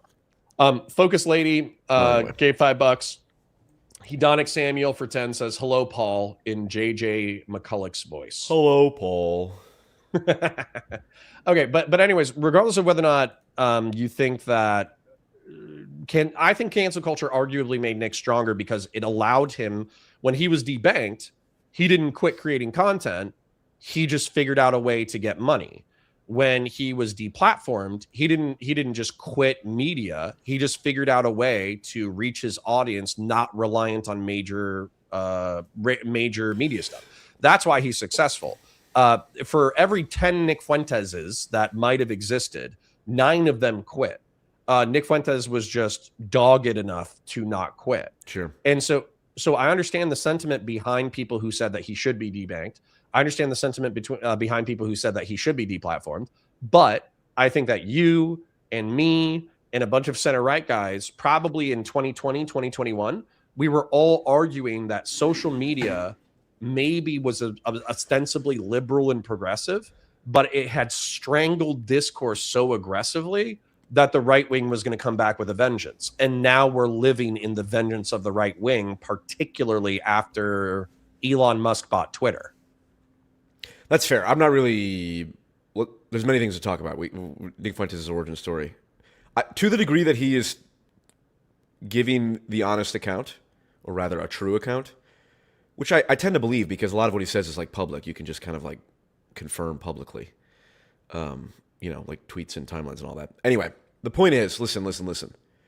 I've come to destroy the woke right, Connor. And you are one of Yeah, but you and I don't agree on what the woke right is. Correct. And the reason you and I don't agree is because you are wrong and I am right, because it is so self-evidently obvious. Everyone that's knows. How I feel. Listen. Everyone knows. Okay, they've all been saying, they all agree, that the defining characteristic of woke is constantly cycling through StreamYard messages to distract me while I'm making my fundamental point. No, I'm cycling through because I read my chat chronologically. I'm trying to get through them. You're not you're just doom. That's not reading. Okay, fine. Listen, you do your chat however you want. All right. Sorry. I will scan them with my eyeballs without clicking on them. Okay. So please continue. Thank you. I have ADHD. I don't actually, but I'm going to say I have ADHD and claim a disability, and then what you're doing is actually harming me. My apologies. The defining characteristic of the woke is the accusations of racism or bigotry for the purposes of silencing conversation on certain topics. That is the defining characteristic of woke. No one who we would call woke left is woke left if they don't do that. Right? Like Destiny is not woke. Right? In fact, Destiny would be on the receiving end of the accusations of all kinds of names. Yeah, but right? you've isolated it to a single tactic, whereas I think it's like a plurality of tactics. No, I've not isolated it. I've identified the primary essence of it that matters most. Yeah, I don't agree with your primary essence. So tell me why. Can I walk? Yeah, give me a little bit of rope, okay? So the woke right discourse was started by James Lindsay. And James Lindsay, for those of you who don't know, was one of those guys who came out of academia, and I think he did the something squared controversy where him and another guy submitted a bunch of academic papers to like woke progressives. The grievance studies hoax. Right. And so he effectively trolled academia by getting a bunch of papers peer-reviewed and published that were nonsense. It was like absolute nonsense. Didn't rely on any kind of methodology. Peter Boghossian didn't rely on any kind of study methodology. Didn't rely on anything. All it was like, talking about like how underwater basket weaving was racist, and then they got it published. And so that was kind of how he broke into the scene. And so Jordan Peterson, the intellectual dark web, was kind of a thing around the time. He talked to the Weinsteins, he talked to everybody, and he actually said, like, if I remember correctly, that he actually is like principally a liberal. Like he's principally a liberal. He believes in free societies. He believes in the American experiment. He believes in the American project. However, the left wing has lost its fucking mind. And so as a result, he's going to kind of like drift a little bit right and work with conservatives to attack the far left. So that was his origin story. But what's happened, which I wish he had woken up earlier to the threats of the right, is that by using Trump and the MAGA movement and the dissident right wing as a cudgel with which to beat the left, they either didn't realize or realized too late that a lot of the ethno-religious tribalism, a lot of the grievance politics, a lot of the conspiracism that's common on the far left is mirrored in the far right. And that Donald Trump himself deals in grievance politics. Donald Trump himself deals in identity politics. Donald Trump himself deals, the MAGA movement itself uses a lot of woke tactics, including public cancellation and public shame, in order to basically throw a tantrum until they get what they want. And so that's where my definition of woke is infinitely broader than yours, where I would include MAGA, and I would include Nick Fuentes, and I would include the dissident right as a part of the woke right, 100%. So it just becomes people I disagree with, basically. No, it doesn't. Who's someone you strongly disagree with? Maybe, that is not woke? but the disagreements are pertinent. Who so for is instance, someone? like if somebody's racist, so for instance, like, do you think racism is bad? Yes, I think racism is bad. Okay, so we live in a free society, and we should probably have a conversation about racism. So if I call somebody a racist, but I'm being descriptive and I'm not trying to eliminate their platform, but I'm trying to have an earnest conversation about how I'm identifying them, am I being woke by calling them racist? No. Or fascist? No. Who is someone that you very much disagree with that you would say is not woke? Can you name one? Someone I very much disagree with who's not woke. Probably Destiny. Also Hutch. Also Ryan Mulally. Also, these are all classical Jeb liberals Tan. who defend the same liberal system. Jeb Tan's a conservative. Ryan Mulally is hold on. a constitutional conservative. Can you be anti-liberalism and not be woke? No, I think if you're anti-liberalism and you use woke tactics, you're woke. Hold on. Woke tactics is... I'm saying woke tactics is the fundamental thing.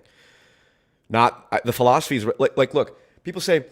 the woke would always talk about like systemic racism and like the Jim Crow South and all that. It's like... No, I think you nailed I think you nailed it on the head a second ago, though.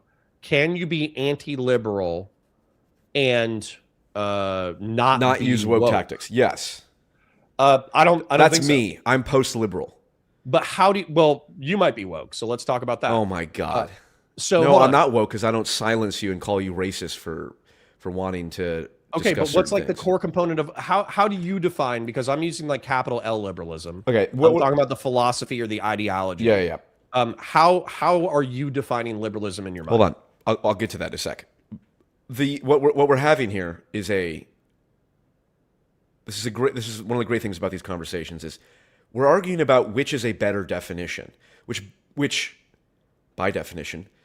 There's no syllogism. There's no argument that we can have that proves one is the other. You can't use logic. I mean, because definition, the utility of a definition is how the value of a definition is how much utility it provides.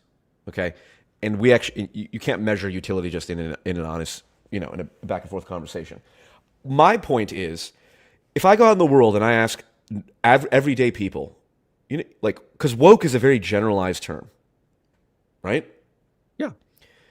So it's a very general audience that's using it, right? None of these people know what critical theory is. They don't really understand the fundamental tenets of liberalism. They're not engaging in intellectual exercise. When people refer to woke, they are referring to the behavioral manifestations of it, calling people racist, silencing people. That is what people refer to as woke. That is what people think of when they think of woke. And that is, I think, there's a reason for that. It's the fundamental tactic of the woke. It's less so the ideology. Okay. And so, but while you were saying as long as people are not doing that, they're not woke. Okay. But something you said made something pop into my head. Yeah. So I have defined woke, and I think accurately, while people might not agree with my definition, as Poorly, I would say. In my opinion, poorly. Okay. Annoyingly progressive.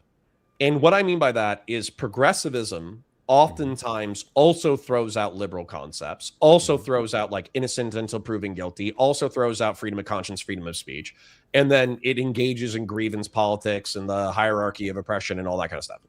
What I would say is, so progressive clearly doesn't apply to the right because they're anti-progressive. And so what I would say woke within my framework is annoyingly regressive. And Curtis Yarvin, as an example, Curtis Yarvin, to my knowledge, he doesn't try to cancel anybody. He wants more dissident right-wing ideas. And so within your framework, he's not woke because he doesn't try to cancel any ideas. Correct. However, from my perspective, he's absurdly woke because he's annoyingly regressive because he thinks that it's good to argue that liberalism has failed to the point that we should reinstantiate a new hierarchy of order that involves kind of like a philosopher king at the top and new feudal lords, which is absurd. And it's ridiculous. And it's annoyingly regressive. Yeah. I guess my assessment of what you and other members of the woke right. No, I'm just kidding. God, I hate that. You're not woke right. I hate that with every fiber of my by my own definition, you're not woke right. Woke is just one type of enemy. Yeah. There are many types of enemy. Like religious fundamentalists, I suppose if they're trying to implement blasphemy laws, you can call them woke, but it's sort of because they're trying to silence free speech, but it takes on a particular form. But it's like, look, you play video games, Connor? Of course. You play strategy games at all? Back in the day. You're vaguely familiar with like StarCraft and Age of Empires, right? I don't have enough time to play video games now. Yeah. But I'm familiar with RTSs, FPSs, anything popular in the past 40 years. I'll at least have a reference point. Okay. In RTSs, when you're playing the game, there's different units that you can fight. Spearmen counter cavalry, cavalry counter archers, archers counter spearmen.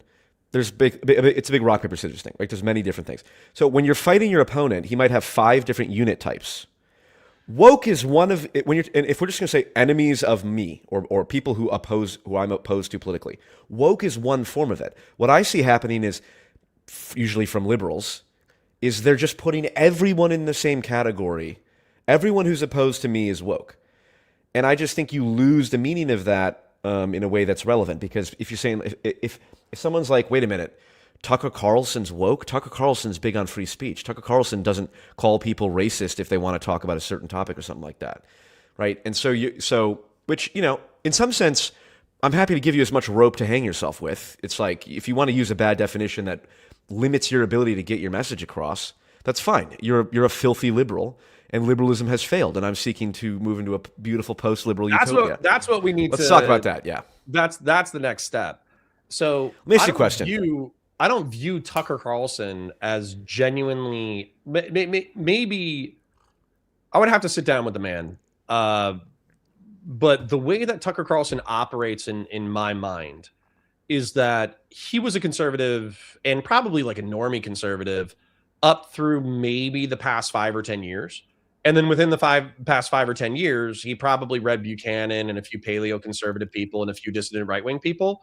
And he was just like, wait, the entire way that our society is set up is backwards. We should not be interventionist. We should not be this. We should not be that. And we've paid all these geopolitical consequences for effectively like neoconservative philosophy. And so as a result, he wants to return to a paleo-conservative perspective, which oftentimes involves like some degree of Christian nationalism, national conservatism, economic isolationism, all that kind of stuff. And so he wants to return to a bygone era, and he's popularized these ideas. I don't think that he has this like dedicated love of freedom of conscience and freedom of speech, because that's a liberal idea. I think that he loves freedom of conscience and freedom of speech because it allows him to popularize his series of ideas. And don't we all, by the way? But that's where I kind of need to ask you what you mean by post-liberal, because I'm not. Let's discuss this in the abstract. Let's not use because I'm tired. I just want to finish this concept before you give me an answer. When I say liberal, I don't mean blue-haired women, screeching. What I mean is, maximal human freedom. And in that way, I think the American project is a liberal or libertarian project. Okay, maybe to clarify on my end, what distinguishes you from a libertarian then? Most libertarian, I would probably be a libertarian, but libertarians right now are anti-statist, and I believe in a state. Okay, but in principle, you agree with the philosophy of maximal human freedom. I think it's an excellent starting place. I don't think it's sufficient, but I think it's a great starting place. You don't think it's sufficient? It's not sufficient, meaning that it's not enough for a rich human life. Well, we agree on that. Okay, let me ask you a question. If someone wants to watch AI-generated CSAM, in which no children were harmed in the making of it, should they be allowed to do that? No. Go on, Mr. Libertarian. Don't they have the freedom to do so? No. That's where, again, I welcome to the woke right, Connor. No, I identify with the philosophy of Burkean conservatism. I'll skip the history lesson. But Edmund Burke is the philosophical founder of conservatism in the modern era. And he said that you defer to social institutions because social institutions have centuries or millennia of human wisdom imbued within them. Okay. And actually, somebody in chat brought this up. I was unfamiliar with Chesterton's fence, which is like, don't remove the fence. Yeah. Yeah, don't remove a fence if you don't know what it's keeping out. Right. Right. And so for me, Doobie $10 says this might be the worst argument I've ever seen you try to make. Doobie, eat my whole dick and balls. Anyways, so this is a family show. Okay. Apparently not. So anyways, my point though is I'm a liberal in that I think that maximal human freedom is a good place to start. But the problem with liberals, especially modern liberals, is that they put no guardrails on what a human life should be, to the point that they make excuses for AI generated child porn, as long as it doesn't hurt anybody, or heroin addiction, or grievous drug addiction, or risky behavior. That's where liberalism fails. Okay, but hold on. And I'm not saying you're wrong. I'm looking for clarification, because I made a video called Jordan Peterson and the End of Classical Liberalism, or something effective like Jordan Peterson taught people to reject liberalism, which he has. My post-liberalism is rooted in the Jordan Peterson philosophy that he established, the acorn of anti-liberalism that he placed inside my soul. And I cited Edmund Burke. The restraints among men are to be reckoned among their rights. He says the restraints as well as their liberties, something like that. Okay, so to me, this is the opposite of what you just said. What? Do you want to do like 5 minutes of reading your chat and then 5 minutes of coming back to me?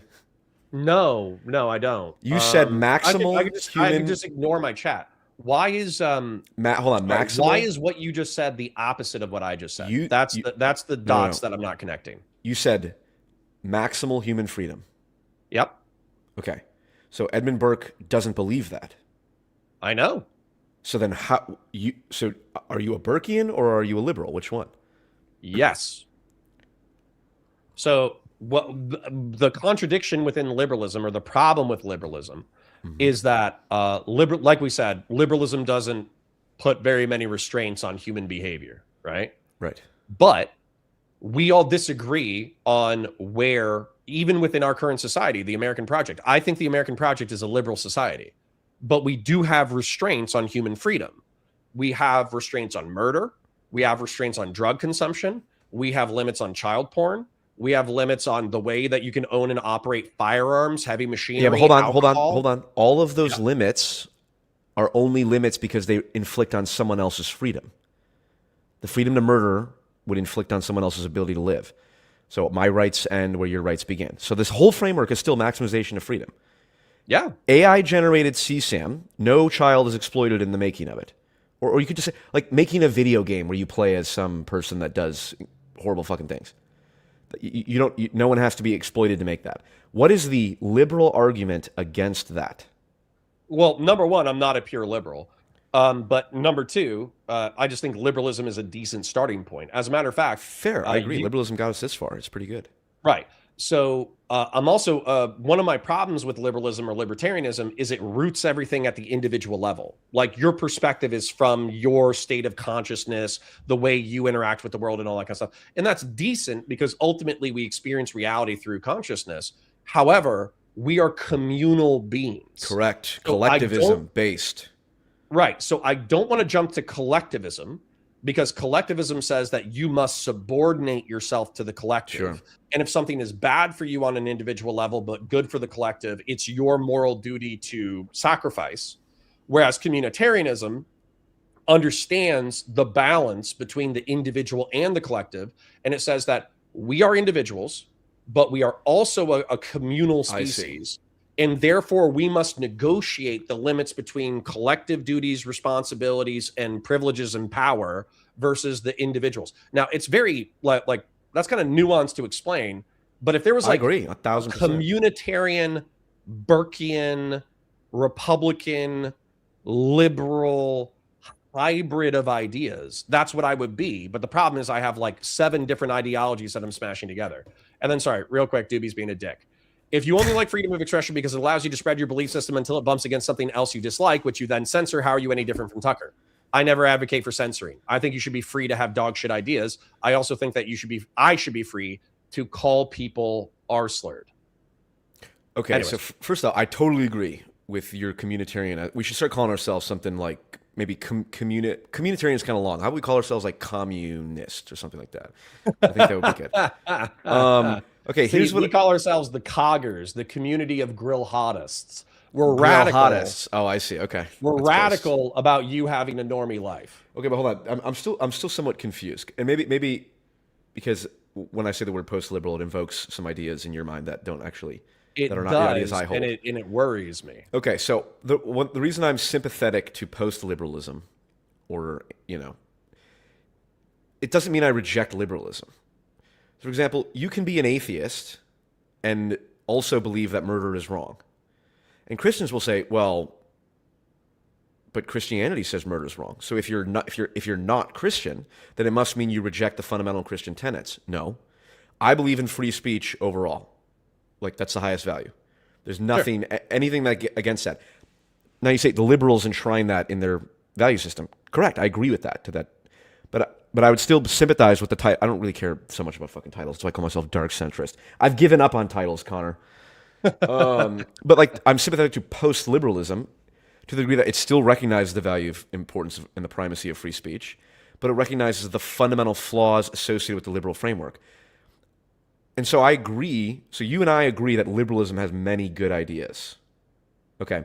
But my question that I don't understand is, central to liberalism is this idea of maximal human freedom and maximal individual autonomy. Right. That is, it's not just like, liberalism is free speech and maximal human autonomy. Or it's not just like liberalism is free speech and then also like free trade. You can free speech and free trade, you can have one or the other or both or neither. But maximal autonomy and Burkean notions of morality are at odds with each other. So how can you be both a Burkean or call yourself a Burkean conservative when the fundamental tenets of Burkean conservatism are at fundamental odds with the axioms of liberalism? Because I agree with Burkean conservatism. That's why I say I'm post-liberal or whatever, or I'm sympathetic to it. You're actually, weirdly enough, you're pre-liberal.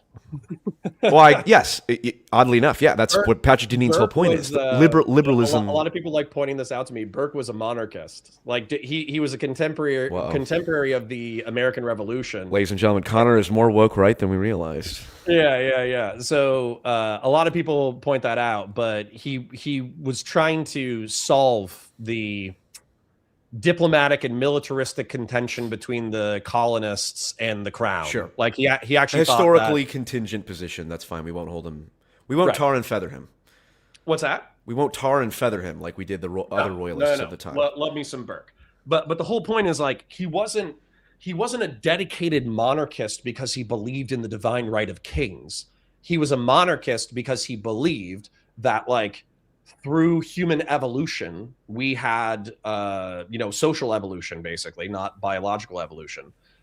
We had created these institutions like the church and the monarchy and all that kind of stuff. And so vesting an individual with militaristic and economic command of society to advocate within its best interest was something that he restrained by government, obviously. Monarchy, forget the monarchy question. I'm talking about Burke believes we should restrain men's liberty. And liberalism says we should maximize it. Yeah, but so for instance, but this is the tension. Isn't this like shit? Somebody's going to have to remind me, and I'm going to sound like a total ignoramus. But aren't the dueling philosophies within that time period? Isn't it Leviathan and another book? Like I forget the other book. I don't know. The only Leviathan I know is from Atlantis. It's like Thomas Hobbes and John Locke. So there's this argument from like the free marketeers and the liberals and the economic laissez-faire people. There's this argument that centralized command, centralized hierarchy, no matter how benevolent, is really bad at commanding large societies. And that actually it's individuals who should use, I think this is Adam Smith as well, it's individuals who should make self-interested evaluations within society on how to conduct their affairs as maximally as possible, because that makes economies, societies, relationships, all that kind of stuff. It allows people to negotiate within their context on what they think is best. And when you try to command a society from a central figure, however benevolent or however great, what ends up happening is disorder. Like horrible disorder, because what's good for one context is not necessarily good for another context. And that's kind of the argument for like liberalism, laissez-faire economics, the blind hand of the market and all that kind of stuff. Now, the Leviathan makes another argument, though, which I think is also correct, which is that power abhors a vacuum. And so you cannot let individuals in individual liberty or individual narcissism dominate society entirely, because what'll happen is that since power abhors a vacuum, what's going to happen is a series of miniature anarcho-tyranny. You're going to have anarcho-tyrannic mini fiefdoms where the most powerful people climb to the top. And so it's better to have a benevolent but strict governmental system that actually maintains power in a concentrated area to make sure that anarcho-tyranny or miniaturized tyranny doesn't slip into the power vacuum. And I think that's the basic argument of Leviathan. So these things are not contradictory. Like having freedom in order for the economy and individuals to make the best decisions available to them within their context is good, but you should not have a power vacuum that miniature tyrannies evolve from. Okay. That is useful information. That is not addressing my fundamental criticism. Well, and you just said that these two ideas are opposed, but they're you're right. Hold on. Perhaps I'm articulating it poorly. What I'm saying is you have the principle of maximal individual autonomy, right? That principle is only restricted insofar as it interferes with other people's autonomy. So the entire framework of liberalism is just liberty is the fundamental metric. You get as much liberty as possible, and the only way we're ever going to restrict your liberty is if it restricts someone else's liberty. That's it. Okay, right? Maybe I'm a post-liberal myself then, okay? Because, ladies and gentlemen, not even 30 minutes in, and the woke right has increased its ranks by one more. Welcome to the team, Connor.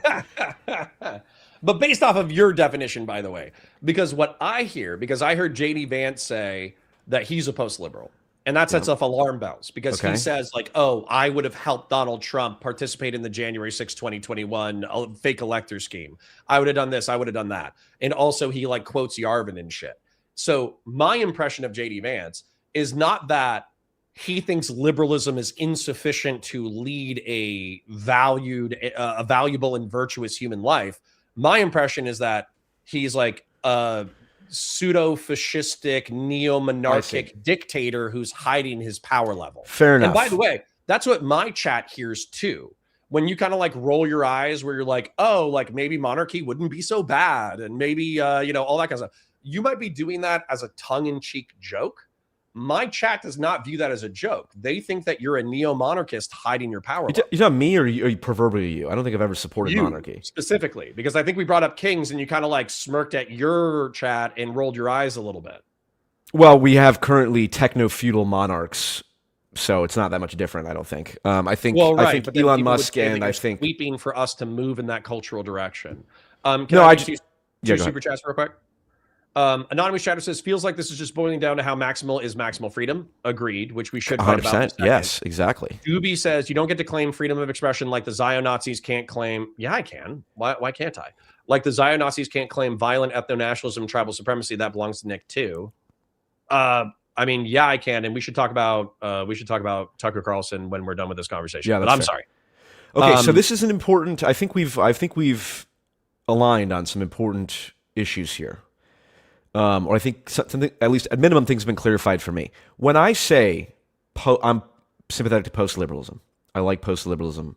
I think Dave Green makes good points. I think Patrick Deneen in his book Why Liberalism Failed makes good points. They are referring to, as I understand it, they are referring not to political liberalism in like the particular setup of the U.S. Constitution. That's part of it. But like it's like liberalism. We have a Congress. We could have a parliamentary system. It'd still be liberal. So like the fact that we could change our whatever. The fundamental critiques, the ones that like Patrick Deneen focuses on in Why Liberalism Failed, they specifically say we are addressing the fundamental philosophical claims, specifically as it relates to like social liberalism, not just like what's the ideal political system in terms of like federal versus state and all that. In fact, in the book we read, I don't think that ever comes up virtually at all, in particular, like, federalism and stuff like that. They're saying, look, the fundamental tenets of our philosophy or of our society is sort of like Islam versus Christianity. Like Islam and Christianity, like, well, should we have like our religious schools be tax funded? It's like, bro, whether or not we should even have religious schools is a question of like fundamental philosophy. So when I say I'm post-liberal, I'm sympathetic, and it sounds like you agree, correct me if I'm wrong. The thing that I regard as the fundamental characteristic of liberalism is in the word liberty, the maximization of individual human freedom. And the only restraint that we're going to put on human freedom is if it interferes with someone else's freedom. That's the liberal framework. And that is what I reject. And and I think that's embedded enough in our society that's why I'm willing to say I'm post-liberal. Sure. Do you agree with that? I just think that people here, maybe because they have this whole like association thing, so it might be a guilt by association. This is fair. Fair enough. But the guilt by association thing is, okay, so you're post-liberal. Yarvin and Vance have argued for post-liberal thinking. Yep. Vance said that he would help Donald Trump coup the government via the false elector scheme. And Yarvin has argued for new monarchy. Therefore, if you're a post-liberal, you're actually against individual rights. Sense. You're against the Constitution of the United States. So, you're against the United States as a Republican liberal project. And I think that's where people get hostile. Okay, so then, and I think we can put a pin in this then, because I agree that you should not be listen, I'm 100% with you on words mean what people think they mean. So just because I have a definition, yeah, just like Pisco. Exactly. No, Pisco's Pisco has his own perspective. It's okay. I just got into a fight with Pisco the other day about technical and historic definitions versus lay definitions. And he was like, no, the lay definition, the utility is all that matters. And I'm like, yeah, but technical and historical definitions are infinitely more accurate. And then we just fought about that for like 40 minutes. That's funny. I argued with Pisco about that, and he was just... he's obstinate. He's a lawyer. It's fine. You have middle brother energy. Are you a middle child? Yes, I am. Okay. You have middle, which is so funny that I was able to pick this out instantaneously. You have middle child energy. Pisco has youngest child energy. So That's fair. It's unsurprising that we conflict. Okay, so forget the labels for a moment, but just on principle, Sure. you do agree then, independent of who's saying this, but on the face of it, the maximization of individual autonomy and freedom is not a good philosophy on which to base a society. I'm going to say it again. It's insufficient, and it's probably fundamentally flawed. Okay, that's fair. Whether or not we call that post-liberal, who cares? I don't care. Fine, but that is, at least for clarification's sake, and maybe to get your audience off my back. That is what I'm critiquing as when I say post-liberalism. And we agree on the limitations. And I get into, sorry for interrupting. Yeah. No. We not only that, we agree on the limitations, and I fight about the limitations with my chat all the time. So as an example, with Bonnie Blue, I brought up Bonnie Blue like 10,000 times in my chat. It's a woman who is voluntarily having sex with 1,000 men who are volunteering to have sex with her within 24 hours. And I'm saying that this is so self-evidently a psychopathology. It's something in the mind that's broken, that she is effectively causing self-harm, and everyone who participates in this is enabling her self-harm.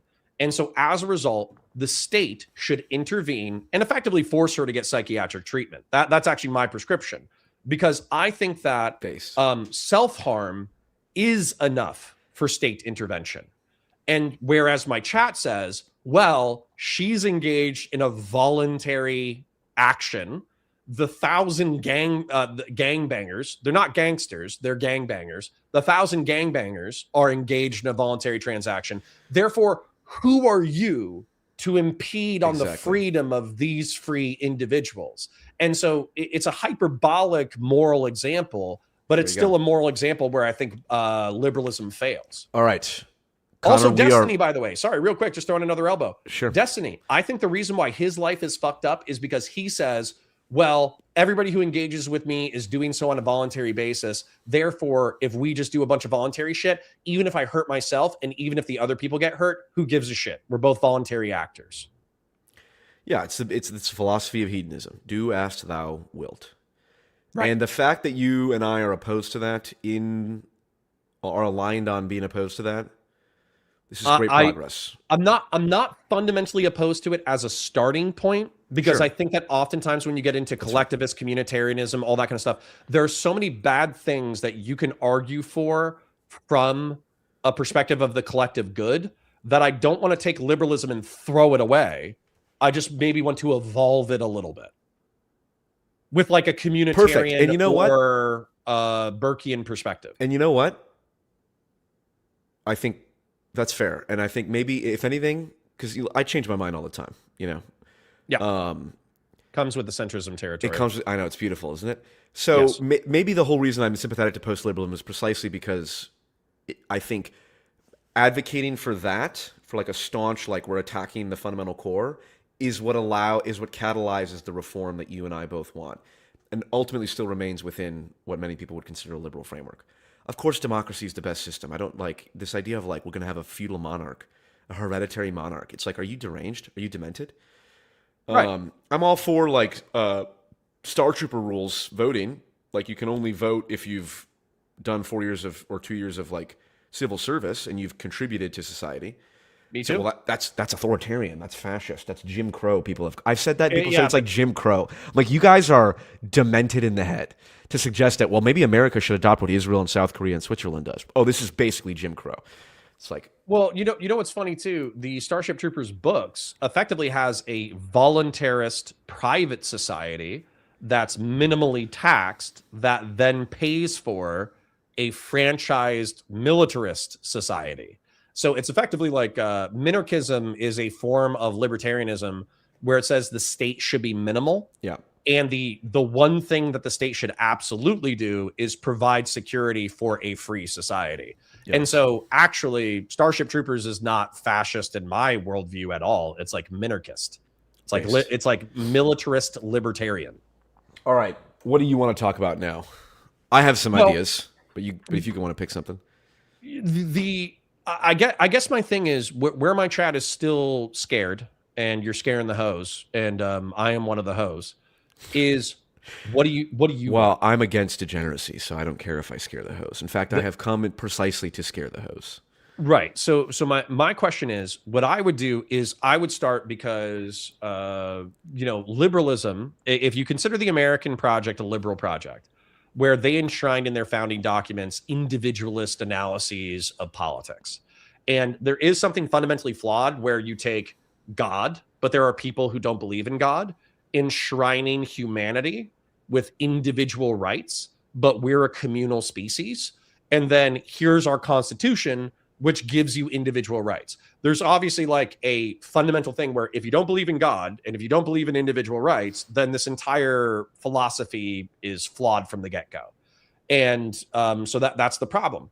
But I think that individual rights, freedom of conscience, freedom of speech, right to self-defense up to and including against a tyrannical government, a due process of law, prohibitions against cruel and unusual punishment, equal processing before the law, these are all good ideas that are instantiated in our liberal republic. So for me, my project is actually kind of quite simple. I'm trying to remind people of the strongest form of conservative philosophy so they live better lives, because nihilist liberal hedonism is ultimately bad for you. Mm-hmm. I'm failing in that project because it's not a very sexy project, but I'm trying. And then realistically, I would like to push the zeitgeist to a communal understanding of the human species, because a lot of the liberal, degenerate, nihilist hedonists are individualists.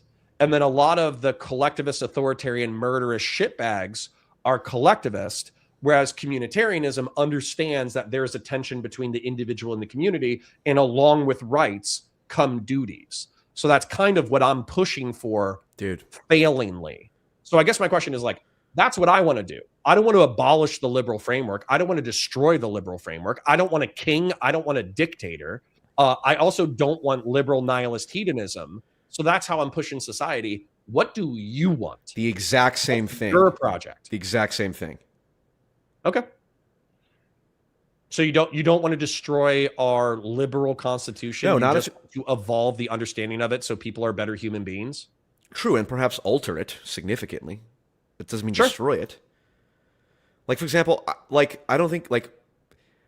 I mean, I don't know. People, there's pros and cons, but like, we could have a parliamentary system.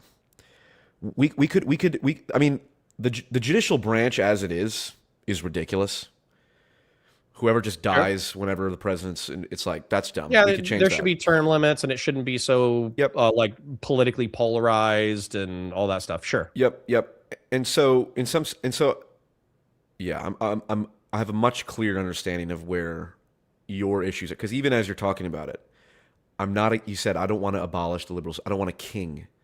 I don't want a monarch. I don't want an aristocracy. And I agree. I don't want any of that. That's not what I'm critiquing with. I'm not critiquing the political structure of power in the United States. You're just saying there's a fundamental flaw with liberalism as a philosophy. Right, which along that dimension, it sounds we agree. You don't want to. You dislike the term post-liberalism because it seems to imply, based on the fact that other people who use that term do think this, that we need a monarch or something like that.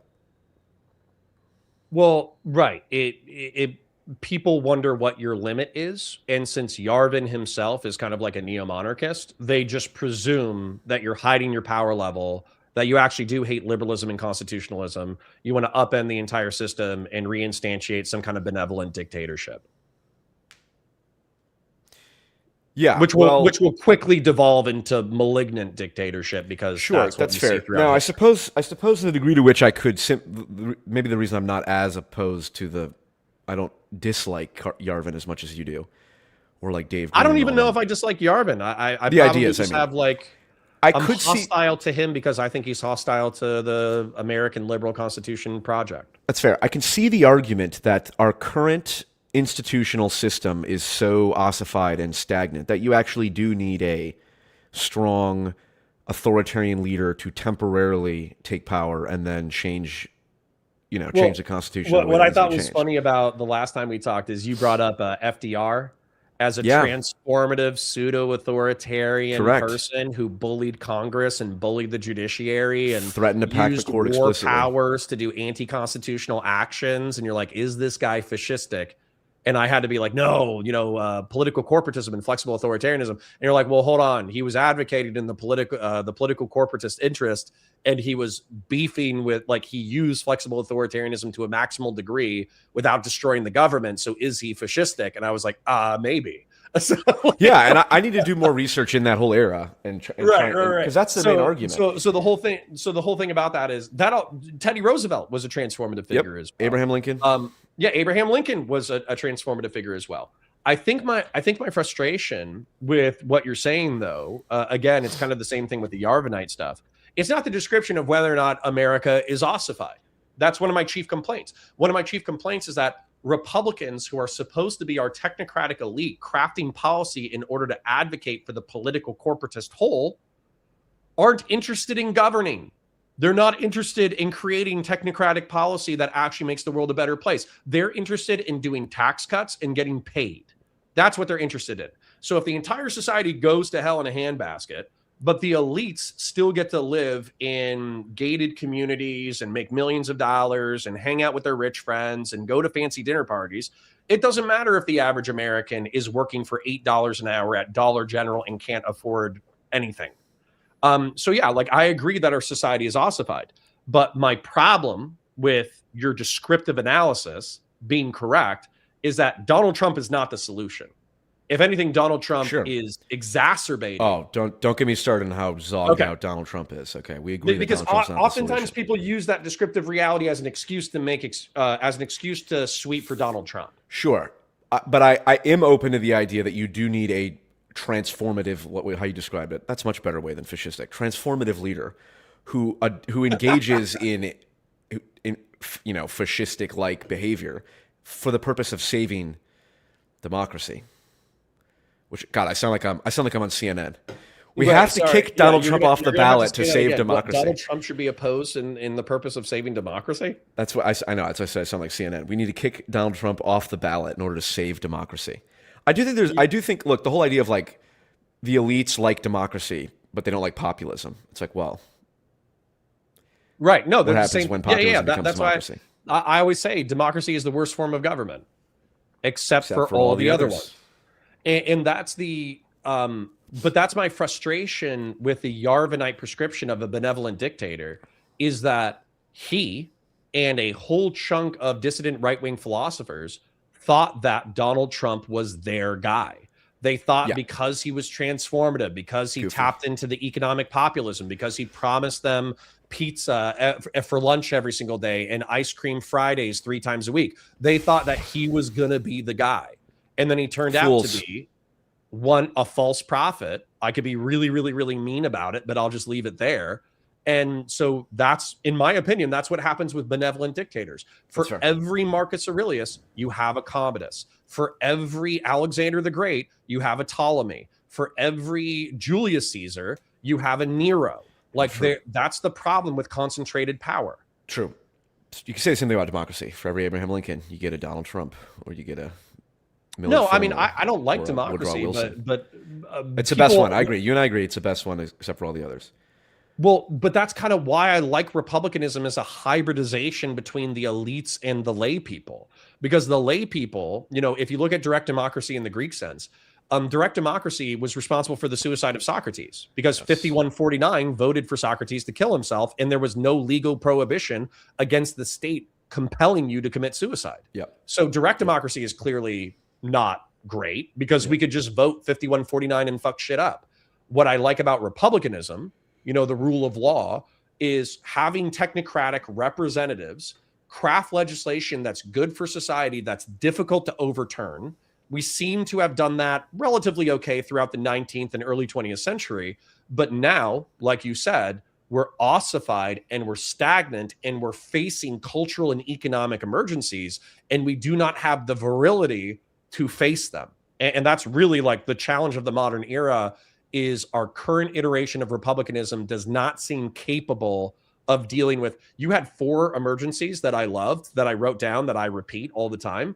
It's like transformative technological change, demographic change, the dissolution of the social fabric, and then I always forget the last one. Wealth inequality. Wealth inequality.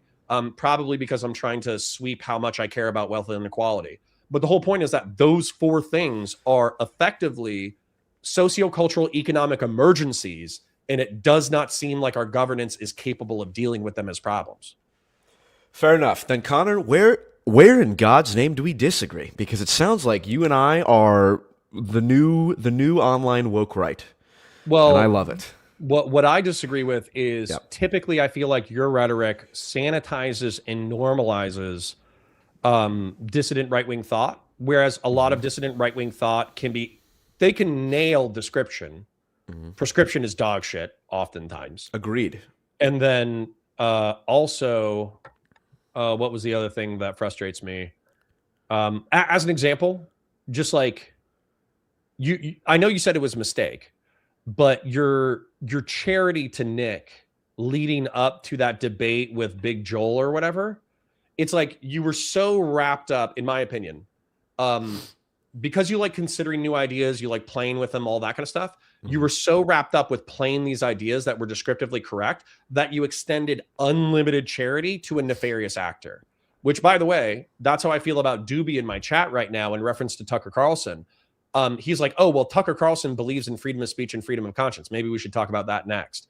But I don't view Tucker Carlson as an ideological actor. I view him as a sales funnel, number one, for his own enrichment, but number two, into dissident right-wing thought. I view him as a sanitizing sales funnel into dissident right-wing thought. Okay, well, what you see as sanitizing, I see as robbing them of their valid talking points. So, like, we just agreed on maximal liberty as not a great principle, or a principle that is insufficient, that will inevitably lead to destruction.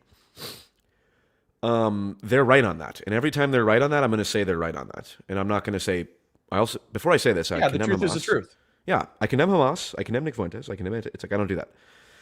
And that's partly I suppose, a rhetorical decision of like, I'm willing to communicate to the people who might otherwise be influenced by someone like a Nick Fuentes. And so I'm not going to sit here and condemn. I will clearly point out where I think he's wrong. And in every video I've done, including the debate with Big Joel, I say explicitly, this guy could very well be, and there's plenty of evidence to suggest that he is as evil and terrible as people make him out to be. My point is that I'm entirely open to the possibility that could change, and that his true motivation is actually not utter destruction and havoc, but actually trying, I think he actually does want to decouple the U.S.-Israel relationship. Yeah. My frustration with Nick at this point, because I do find him to be charismatic, intelligent, funny, et cetera, and also for his descriptions about the social malaise that is affecting young men to be so accurate that he's an undeniable political force. What's frustrating for me, though, is that when it comes to, for instance, Justin, who's in my chat right now, they will say things like, we are going to limit or we are going to dispossess American Jewry of power because we feel like they are an extension of the Israeli state. And the Israeli state wields too much power within American politics. I don't know how you do that without violating the Constitution of the United States, freedom of conscience, freedom of speech. I have no idea how you do that. And it seems like when I press them on it, they get real jumpy about it. Okay, and so you think that what ultimately the goal is what? Expulsion of American Jews? I mean, I don't know how else you dispossess Jewish people. I'm not sorry. I said that in a tone as if I don't believe that they believe that. For sure, there are people in Nick Fuentes' audience who want that and more, no doubt, no denying that. But the vagueness is what puts me off of it, because I think that if Nick interacts with a mainstream figure, he can be like, "Oh, well, I'm just talking about criticizing the Israeli state. I'm just talking about." Criticizing collectivized Jewish power used in the United States to advocate for the Israeli state. But then when he goes back to his audience and he says, oh, we need to dispossess Jews of power. Oh, we're fighting in a holy war and they want us to die in a holy war. We're going to make them die in a holy war. He can go back and say all those things. And then effectively the Christian nationalists who would be Nazis, except for they're Christian. Yeah. They can hear what they want to hear. They can read into the tea leaves what Nick means by that. That's fair. You have worked with Democrats whom you fundamentally disagree with on some issues in order to get things that you think are important done, correct? Yes. So it's a valid strategy to say, I'm willing to, I don't even know what, see, and this thing, we're commentators, so we're just fucking shitting out in the wind. So what is going to work with? Especially in a democracy, coalition building is important. Yeah, And sometimes so- you have to work with people that you ideologically disagree with There we in go. order to build Okay. a coalition sufficient enough to gain power. So in the absolute simplest sense, that's what I find interesting about Nick Fuentes and why I'm perhaps more sympathetic than I might be optimally. Although that's an open question. Although I'm willing to accept that that actually might be the case. And so when he like for example, the whole. Okay, there's also I've heard this now 50 times, and people like the term Jewry. I'm still here. I might have lost Are you Paul. there? Hello. Testing 1 2 3. Hello.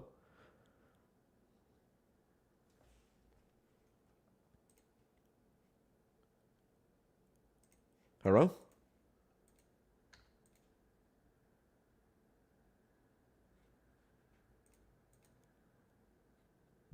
Testing 1 2 3. Testing 1 2 3.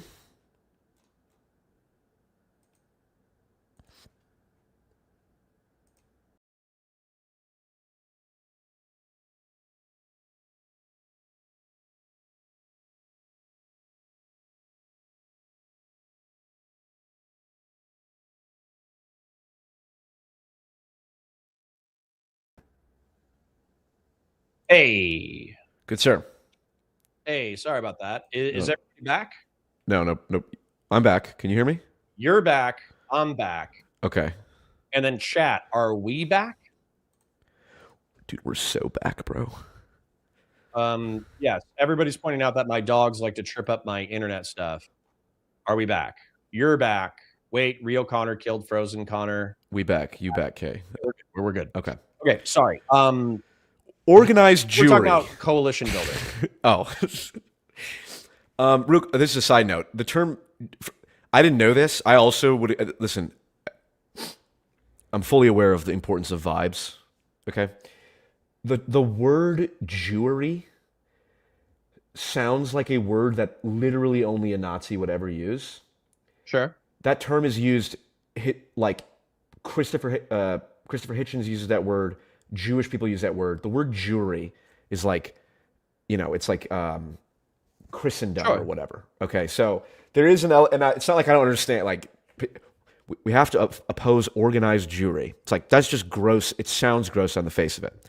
Sure. However, steel manning, there is absolutely American Jewish interests whose primary loyalty or in interest is to Israel that should be opposed.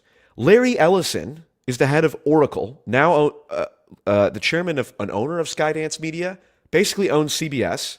His son is the CEO. Larry Ellison has said, for 2,000 years, Israel is a stateless people. There's no greater honor than serving the IDF and Israel. He's the biggest private donor to the IDF. It's like, that is a problem if you agree, we've talked about this last time, it's like if you believe that Israel and the United States do have fundamentally opposed interests in many ways, which I believe we do, like for example, the settlers, the fact that the U.S. has not cut off aid to Israel to stop the settlers is an indication that we have a lopsided relationship with them. Then yeah, I think we do need to oppose people whose American citizens who prioritize the interests of Israel in a way that I believe is negative. I think we should oppose that. Yeah, you and Doobie lost his erection several minutes ago by us not being like purely anti-Israel, Nice. but then you just gave him his erection back.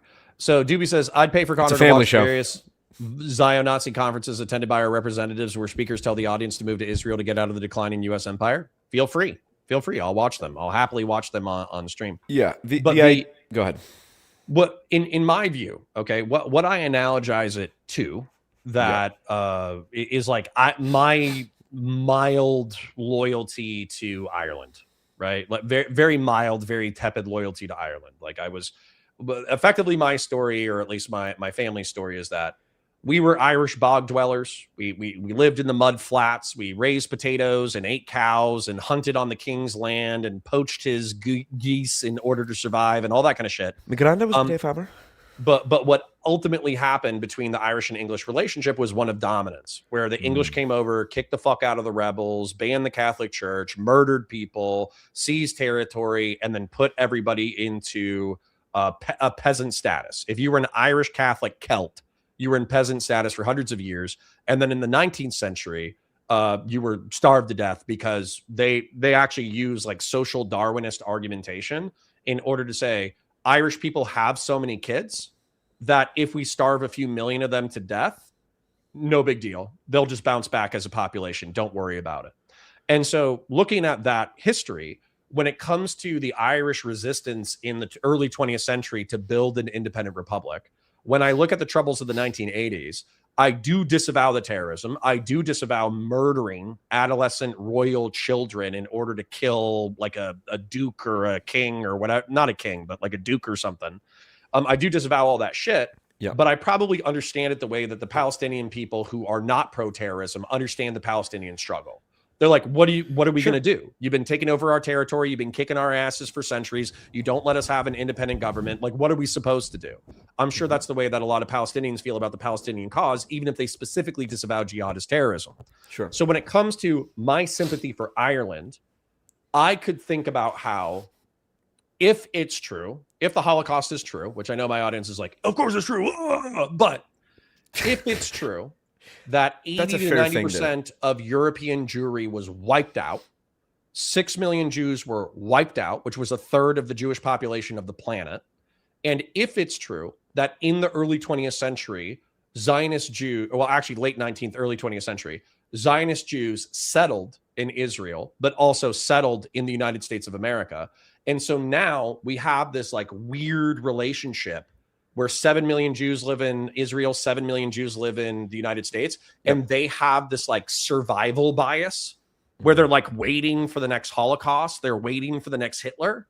Like, I'm not surprised by their actions. Of course. But what I think should be done, which you and I agree with, is that they should be Americanized to the point that they have a primary loyalty to the United States. They just have a vague affinity for the Jewish state, for Israel. Yeah, sure. But the problem is when you say you're post-liberal, and when we have mass deportation operations going on, and when people are violating the 4th, 5th, and 14th Amendments routinely, and when we're drone striking civilian ships in the Caribbean without due process and without authorization from Congress, I could understand how Jews would get jumpy.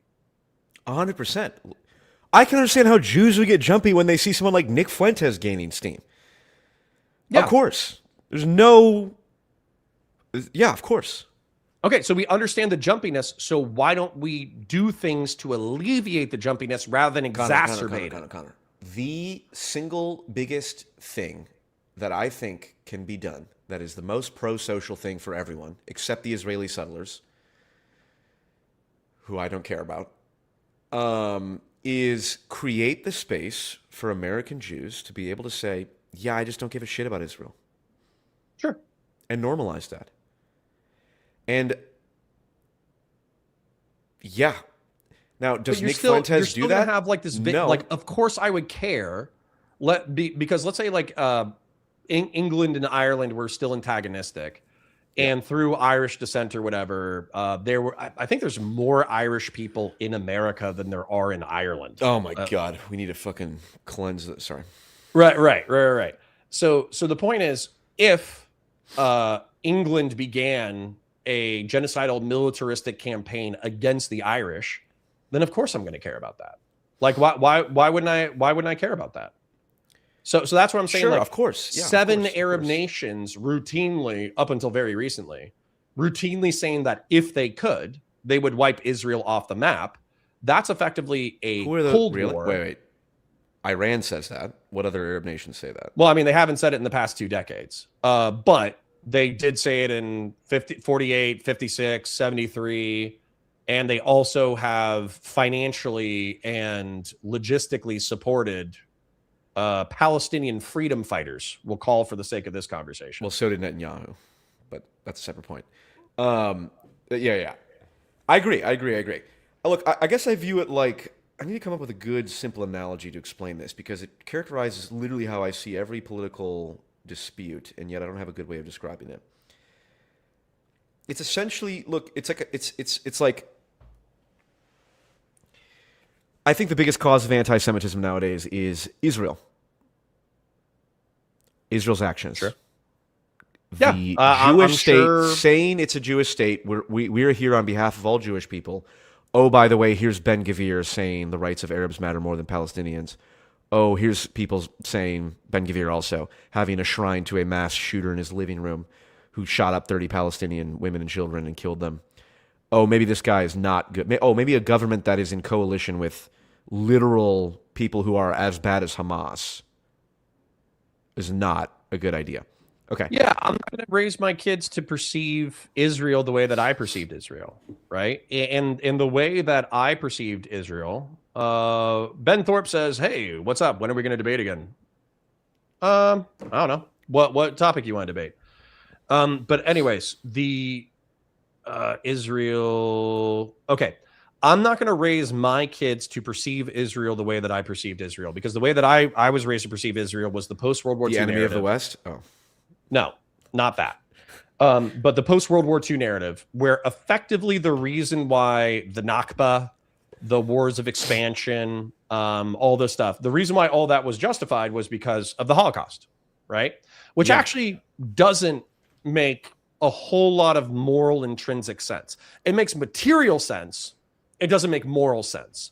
Like, why does 6 million Jews getting wiped out in Europe mean that you get to ethnically cleanse people during a war at the formation of the start of your country? Yes, this is the post-war consensus. When people talk about the post-war consensus, right? But I'm also sympathetic to Israelis who say, well, there was already tension throughout the entirety of the early 20th century where we settled in Israel, which actually the population was not that big in Israel. We bought these lands from Ottoman princes. We kicked out the tenant farmers, but the tenant farmers were not the property owners. So we actually owned this territory, and we intentionally created a body of Jewish people in this location on purpose through legal means.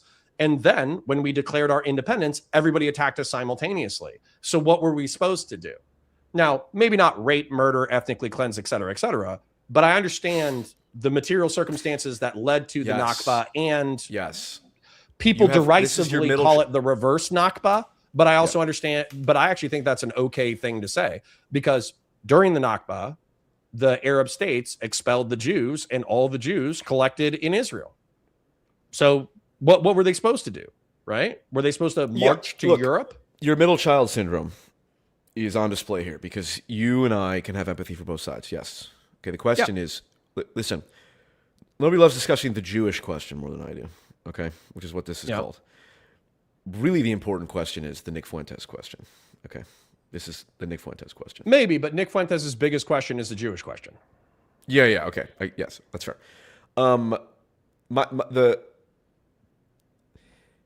To the degree that Nick Fuentes draws attention to legitimate issues, and to the degree that those legitimate issues are leading to more anti-Semitism than Nick Fuentes himself is causing. Like, Nick Fuentes is saying all these things, it's an increase in online hate. Okay, I believe that. I've seen it. It's kind of vague, whatever.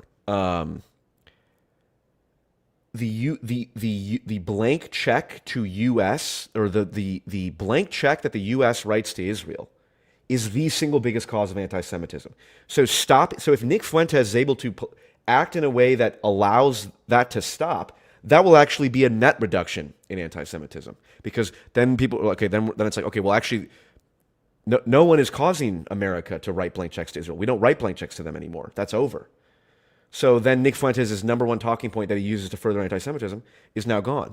Yeah, but are we talking about geopolitical blank checks, or are we talking about literal financial blank checks? And then, geopolitical. Sorry, real quick, a chat. Ben Thorpe says, I want to debate the following. It is anti-Semitic to single out the Zionist project as particularly evil when it's keeping with the Western colonial project. Unfortunately, Ben, I agree. So I think that we are beneficiaries of the Western colonial project, and I'm not moving back to Ireland anytime soon. Sure. We That's- just yeah. our I'm colonial not saying project was in the 1600s through the arguably now, and we won. And there weren't a lot of Native Americans. Most of them got killed by disease, and then the other ones we kind of fucked over. So you won. I concede, Ben. But anyways, the point is that like I asked you if you meant financial checks or geopolitical. I think you said geopolitical. Yeah, just like blanket support. But I don't think that's ever going to stop. And the reason why it's not going to stop is because when you're talking about 56, 67, 73, all that kind of stuff, the United States had a more tepid relationship with the state of Israel, but Israel also got closer to annihilation, like just physically, geopolitically closer to annihilation. Okay. So if that ever were to occur again, then the United States would probably step in because it wouldn't want to see a repeat of the Holocaust or a repeat of World War II in the Middle East and North Africa. Now, the good news in that regard is that through the Abraham Accords and through the normalization of relations between Saudi Arabia and Israel, Israel's probably going to be okay in that regard. But then that also kind of means that we might not be specifically writing blank checks to Israel, but the Middle Eastern and North African world is writing blank checks to Israel to do what they're doing in Gaza and do what they're doing in the West Bank, which means that slowly over the next century, Israel is just going to annex and dispossess the West Bank and Gaza. And as a result, anti-Semitism is going to continue regardless of whether or not the United States is involved. Okay. So we're either damned if we do and damned if we don't. And they do have microchips, and they are a powerful military industrial complex machine. And they bomb the countries where our biggest air bases are, like Qatar. Well, did they bomb our airbase? No, but they're making it. They're antagonizing. Okay, just look. We'll take the biggest. Yeah, but they back. bombed How many Muslims? 2 billion Muslims for refusing to surrender in Gaza. Yeah, I mean, and also the 2 children recently that the IDF said, "Hey, we found suspects. We confirmed they were suspects, and we nuked them." And it turned out to be an 8-year-old and 11-year-old. Whatever. My point is, there's 2 billion Muslims or something like that. Yep. 15 million Jews. Yeah. I would rather have good relations with the Muslim world than Israel. Okay. But then how would a Jewish person not just say, oh, well, if 14 to 16 million Jews get wiped out, that it's no skin off of P.F. Young's ass. Therefore, he might not be an anti-Semite himself, but he's an enabler of anti-Semitism. Okay, so then this just becomes a fact of the matter question. You think that we're in a position now where 15 million Jews are going to get wiped out? No, but I think that's partially because of American diplomatic intervention. Jared Kushner is a Jew. Jared Kushner negotiated the Abraham Accords. Okay, do you think that Jews in America, do you think there's a even significant or even not even any probability that, like we would commit another Holocaust? Yeah, like a Holocaust in the United States. No, but I still think that it's moral to fight people like Nick Fuentes, obviously. Sure, on the issues that he's wrong about. Yes, and I think the issues that he's right about, wrong about, is that he's saying that he wants to dispossess Jews of cultural and political power. Okay, well, that's an example of something that is ridiculous. I disagree with Nick Fuentes on. If he's going to say our goal needs to be to dispossess Jews of all power, okay, that is as dumb as him saying men and women should not be friends in a marriage. Like, what the fuck do you know? Okay, these are just dumb on the face of statements. Well, hold on, and I want to make a point about the Muslims as well. Okay, so there is, but across the world, there's a belt of Muslim believers. So from Morocco to Malaysia, there's a belt. There's endless territory, endless resources, endless everything in that territory. So if we're talking about, I don't even know how you divide 2 billion, like 15 million into 2 billion. I wonder how much it actually is. But effectively, like, I don't think that the Palestinians should have to cede the West Bank and Gaza, but I do think that a 2-state solution would be optimal. But at the same time, why isn't that just the de facto? Why doesn't Israel and Palestine and the Saudis and everybody else just say, here's the new borders, let's call it a day? Because the United States backs up Israel no matter what in its territorial conquests. Right. And to a degree, the Israelis don't want that because that limits their expansion. And to a degree, the Palestinians don't want that because that prohibits the Palestinians from re-expanding back into the territory that they've already had to concede. Mm-hmm. So that's the thing. It's like whenever they try to do this deal that actually does give a two-state solution, dude, everybody must love to hate you. I swear to God. I have like me? Yeah, because I have like 5 people come in, 5 people leave. 5 people come in, 5 people leave. Listen, 5 people come in, 5 people leave. I have truth no idea what is, the fuck is going on with the numbers. You know, the truth. People hate those. Truth who speak hurts. the truth. Truth hurts people's feelings. Yeah. So, anyways, the point is that in my ideal world, I would have the United States continue a diplomatic relation with the state of Israel, but also force it into a two-state solution. That's my ideal. It's not going to happen, but that's my ideal. I agree. We should force Israel to expel all the settlers in the West Bank. Sure. But then we should draw new borders, and then it should be a two-state solution. Fair enough.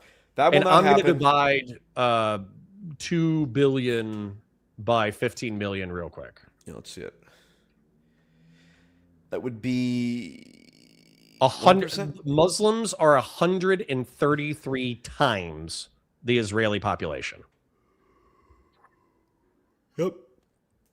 Yeah. Yeah, we solved the Jewish question.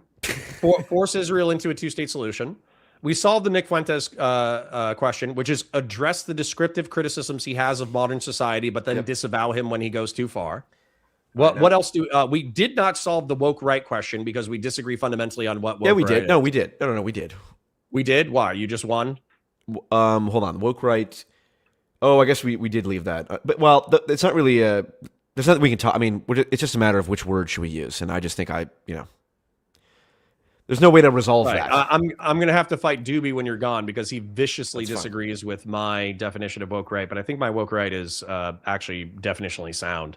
That effectively, if it's a mirror, if you want to call it regressive right instead of woke right, honestly, that'd be better.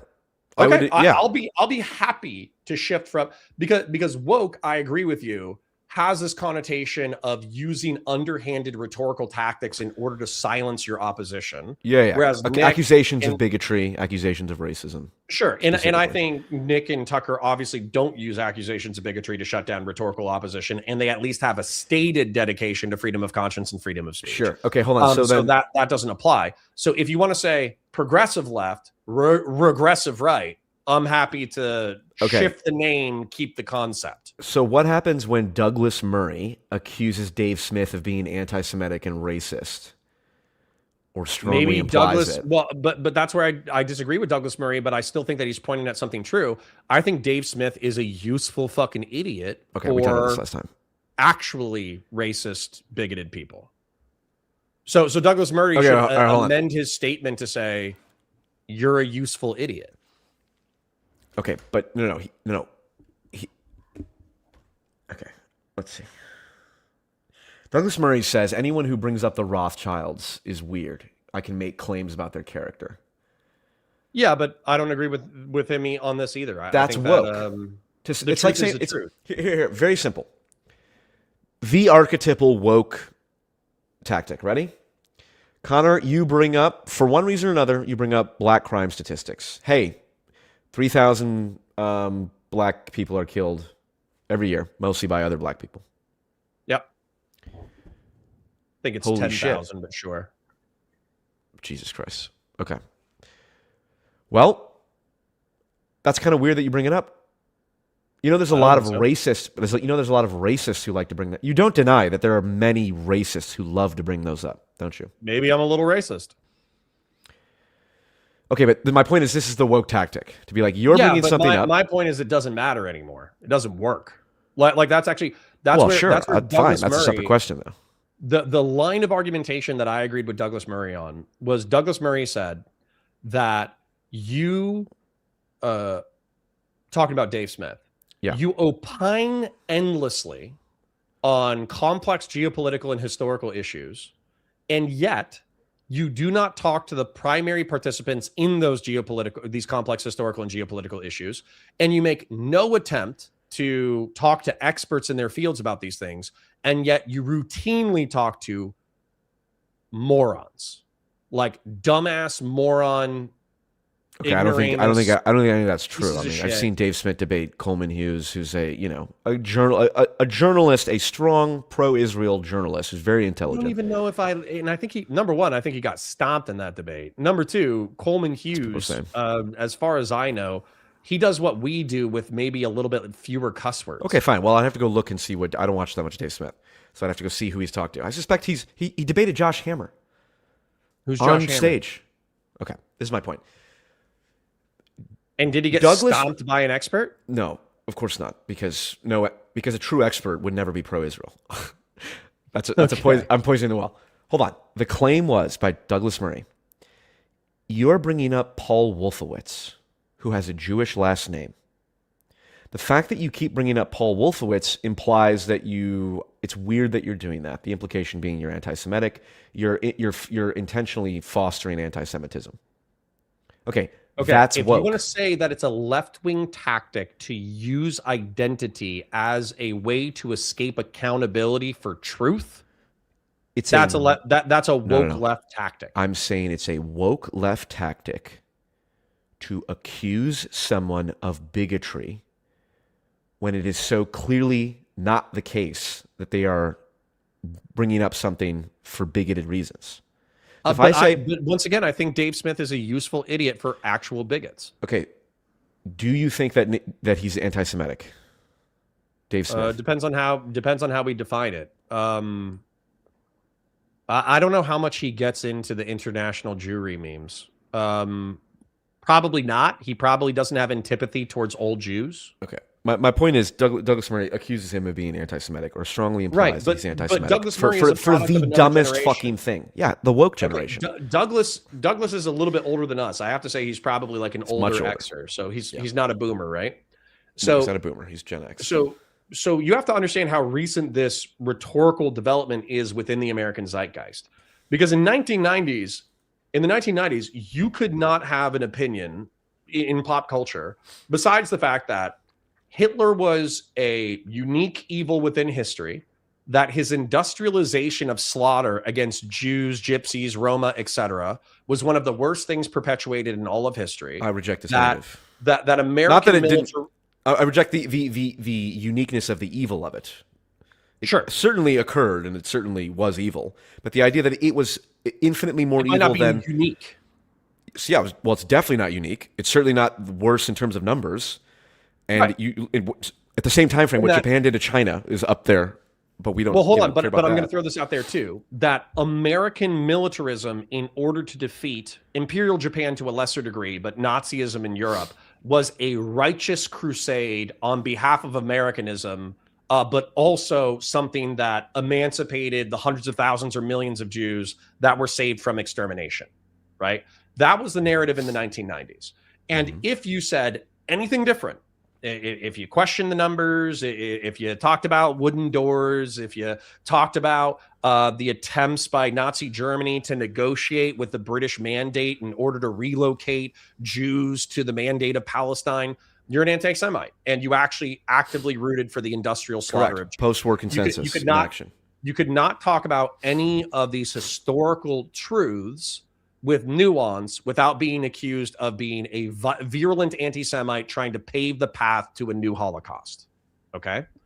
What's happened though, with the explosion of the internet and the inability to gatekeep opinions on the internet, is that all the narratives about the Holocaust, all the narratives about, nuances of German exterminationist policy, all of those have popped up within the past 2 decades and popularized on the internet. But that doesn't mean that they're right, okay? What it means is that there was nuance to what happened in the World War II era. Yes. We can compare it to contemporary issues like the Armenian genocide or the Soviet mass murders during the early 20th century. We can compare them historically, and maybe Germany was guilty of industrial slaughter against ethno-religious groups in a relatively unique way in which they professionalized industrial slaughter, but they Sure. were not unique in the mass slaughter of human beings. Yeah, people always make that point that it was unique in the industrial scale of it. It's like, how does that make? Okay, true. Not scale, in the intentional industrialization. Yeah, so yeah. for instance, Which, like Armenians were mass slaughtered by the Turks. But to my knowledge, the Turks didn't use the machines of industry to mass slaughter the yeah, Armenians. And this is the point that people always make, and it's like, how does that make? How is putting people in gas chambers fundamentally more evil than mass starving women and children to death? Like, well, because they used machines, it's inherently more evil. It's like, no, they're both disgusting acts of evil and genocide. To say one is worse than the other because it happened to be more technological and German autistic in terms of how they fucking. It's like if you walk into a city and just gun down people in their fucking bedrooms and let them bleed to death. It's like, well, this is obviously not as bad as putting them. It's like, what are you talking about? Well, but this comes into like a nuance of morality, I suppose, where let's say that because I do think that there's a moral difference to some degree, but the thing is that they're both horrible, right? So if we're talking about a scale of degree, let's say that non-industrial slaughter is a 9.8, and let's say industrialized slaughter is 9.9. They're both fucking awful, right? Yeah, and they're functionally equivalent. One is not, in any way that matters, fundamentally more evil than another. Well, but I think the reason why people point out, and maybe it's to shock the consciousness of modern people, but I think the reason why people still point out in like the industrial nature of German slaughter is because, as an example, we actually, weirdly enough, we give the Japanese a bigger historical pass. Yeah. In World War II, even though arguably we maybe shouldn't. Like, we pardoned everyone from Unit 731. Right. However bad you think Joseph Mengele was. Of Nanking, right? Where effectively a few 100,000 Japanese soldiers were told, hey, you guys just won a victory. Do whatever you want for the next week.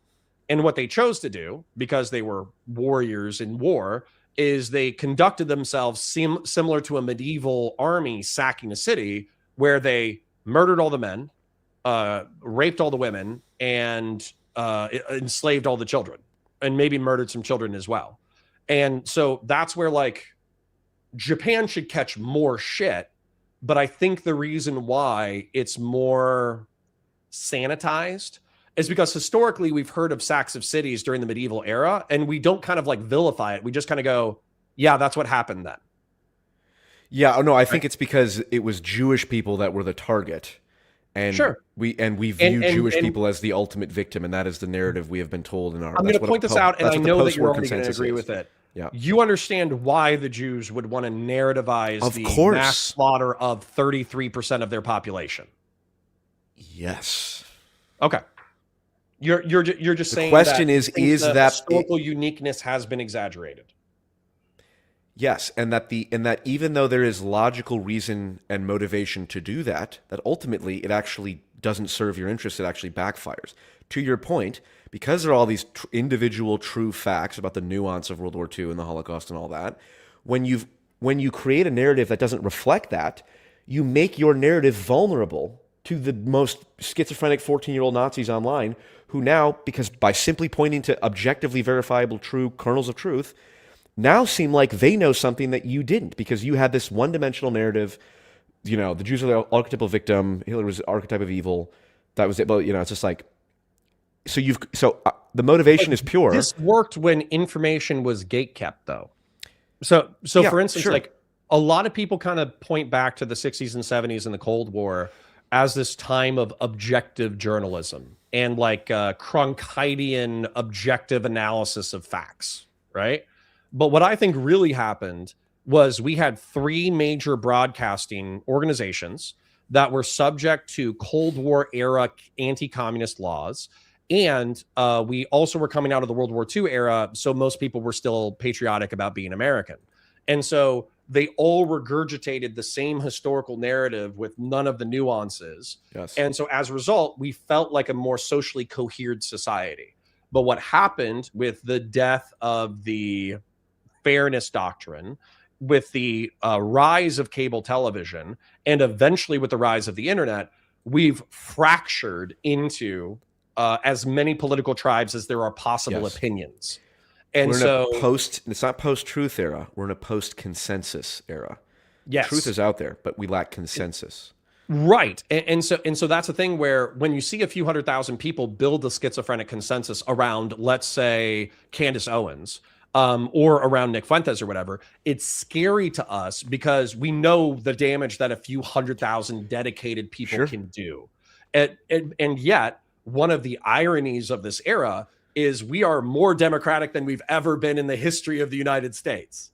More people have more of a say. More people can say whatever they want. More people can build consensus within their political tribes. And so do you trust democracy or do you not trust democracy? And one of the interesting things about that I do think is fairly ironic about Democrats, liberals, and progressives is that while they constantly advocate for the sanctity of the individual and freedom of conscience and freedom of speech, they will simultaneously not recognize the irony of then advocating for debanking and deplatforming because they do not trust individuals to make choices about their conscious experience.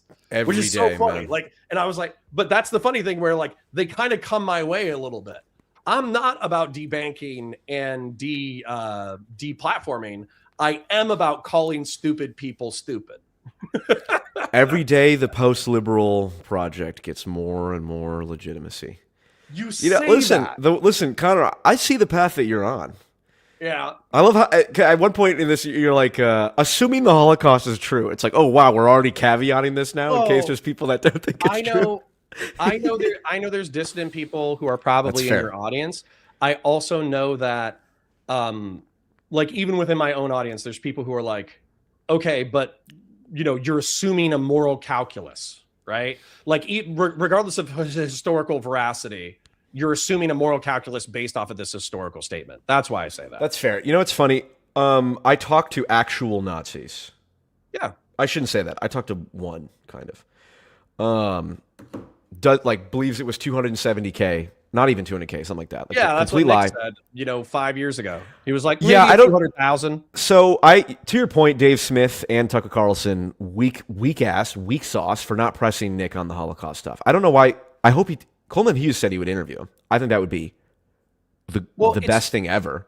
And I hope that he goes, tell me exactly what you believe about the Holocaust. Do you think it's fucking bullshit? And if you do, tell me exactly why. What's your evidence? Because this is like ridiculous. And and all the people you've interviewed, they just kind of ask you like, so like, you know, Dave Smith was like, you think like the Holocaust kind of happened, right? Nick's like, yeah, kind of. I don't really care about it. And he's let him go. It's like, fuck you coward. Like, yeah, and then address him directly. Lets him sweep. Yeah. So hold on here. Here's the thing though, but we could make it, at least from my perspective, this is where we could make the argument even more specific, which should at least come out with like a moral prescription. Yeah. So, what is it okay to isolate ethno-religious groups and then kill, maybe not even murder from this perspective, but kill ethno-religious groups through virtue exclusively of their participation within an ethno-religious group? And that should be a yes/no answer. It should be yes. No.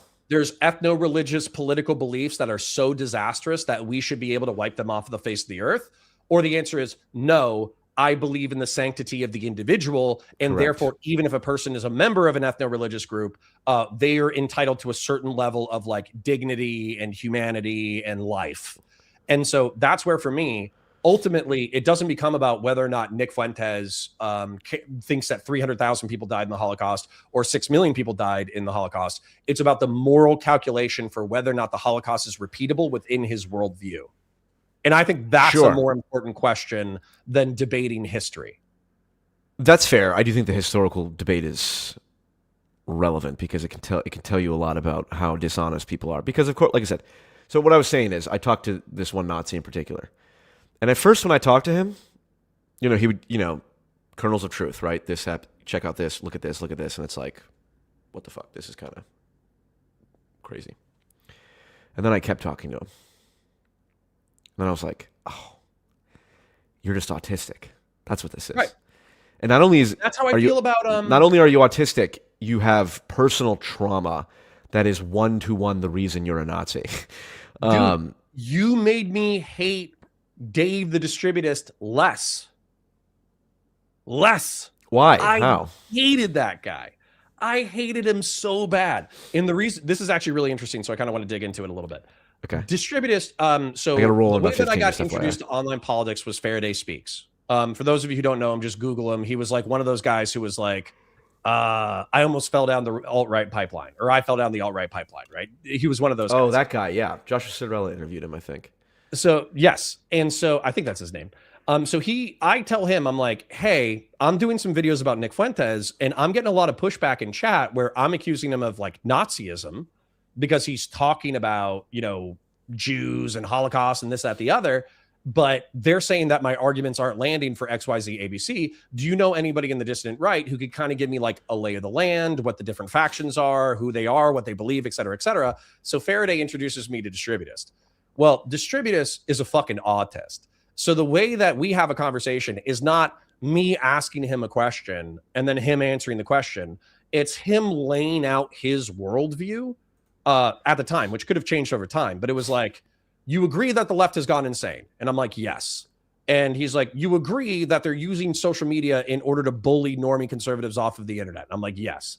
And he's like, you agree that liberalism has failed in XYZ ABC era? And I'm like, yes. And he's like, you agree that Jews have disproportionate influence in American society? And I'm like, maybe in reference to Israel, but maybe not. And then he's like, no.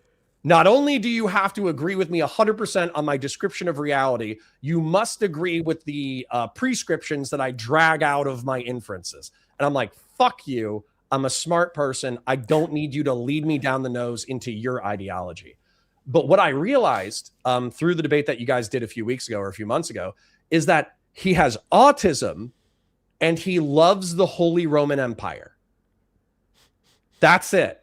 Okay. Because the Holy Roman Empire was an ethno-religiously pluralist, monarchic society that did have some respect for individuals, but still promoted a coherent Christian monarchic worldview. And the Distributist is so afraid of the contradictions within liberalism and the viciousness of the left that he's worried that immigration coming into America is going to, and the lack of social fabric that we have is going to, it's going to dissolve, and we're going to become a new Yugoslavia. Yes. Nice there, Kay. Yes. Nice there, Kay. I feel you. I feel your point, Connor. Yes, I think Dave is correct on many things, but Pisco, most of the people I interact with, probably autistic. Certainly this Nazi, though. This Nazi. And anyway, what I was saying in terms of the Holocaust thing is like, I sent him some stuff. I sent him a speech. I just want to put a bow on that. Okay, go ahead. I don't hate the Distributist anymore. I just think he has autism and loves the Holy Roman Empire. That's End fair. of segment. Well, to be fair, I probably have autism, and I do play as the Holy Roman Empire in Medieval Total War. Yeah, it's my favorite faction to play as. What I will say is, and I got to roll here in about 10 minutes. Sure. I sent this guy, this Nazi, a speech by Himmler. Himmler, head of the SS, orchestrated the Holocaust. And in it, he says, he doesn't, because the classic Nazi argument is, well, you know, Hitler and all the documents of that, like the Wassenaar conference or whatever, all the documents that we have, they don't explicitly say exterminate. They say like liquidate. We're going to liquidate the Jews. We're going to, and they're like, yeah. Now, it doesn't make it that much better, does it, fellas? Yeah. But their argument is like liquidate us and like take their assets and expel them. Okay, fine. That's different from, in theory, that's different. Okay, but Himmler in this speech says we're going to kill them. We're going to exterminate them. One good Jew in 10,000. It's like, so it's indisputable. This is also, the speech is also from, it's like an archive thing. It was before AI, so it couldn't be faked. Or, you know, not like it couldn't be faked with AI. So I sent him it. I'm like, what do you think of this? He's like, well, Himmler wanted a lot of things that never got enacted, so that probably explains this. And I was like, oh, now I see it. It's not an engagement with, it's not a truth-seeking exercise. It's I'm autistic and I have my argumentation strategies. What is a logical proposition? Himmler wanted some things that never got done. Can I think of one example of that? Therefore, I can apply that logic to this, and that's true. It's like, well, Right. but how do you? You're not actually seeing if that's true or not. You're just saying, well, logically, it's consistent in my head, and No, that's when I it's- was like, it's- oh, for sure, the Holocaust definitely it's, happened. It's classic, and we're all guilty of this to some degree, but it's classic post hoc reasoning. And also it's the it's not happening diagram, right? But like argumentatively, where it's like, yeah, I'm right about this topic. Okay, I'm still right about this topic, but I exaggerated. Okay, I might have exaggerated to the point that I'm omitting like serious facts that are critically destroying my argument. But realistically, even if what I said is not true, what I want is still true. Yeah, exactly. And I feel like I've fallen down that rabbit hole many times with like actual, Christian supremacist, anti-Jewish, expel the Jew people, where like if you get into a Holocaust conversation, what ends up happening is you start debating the facts, but then if the facts don't align with their narrative, they still arrive at the Jews exaggerated the Holocaust. They have disproportionate power within American society.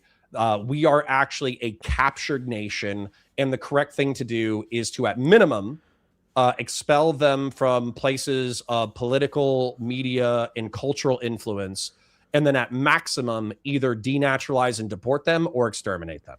And so that's where like it's a spectrum of anti-Jewish, anti-Semitic thought, and depending on who you're talking to and when, they will still arrive at the same conclusion no matter how many of the underlying variables you knock out. That's an accurate assessment, Connor. Yeah.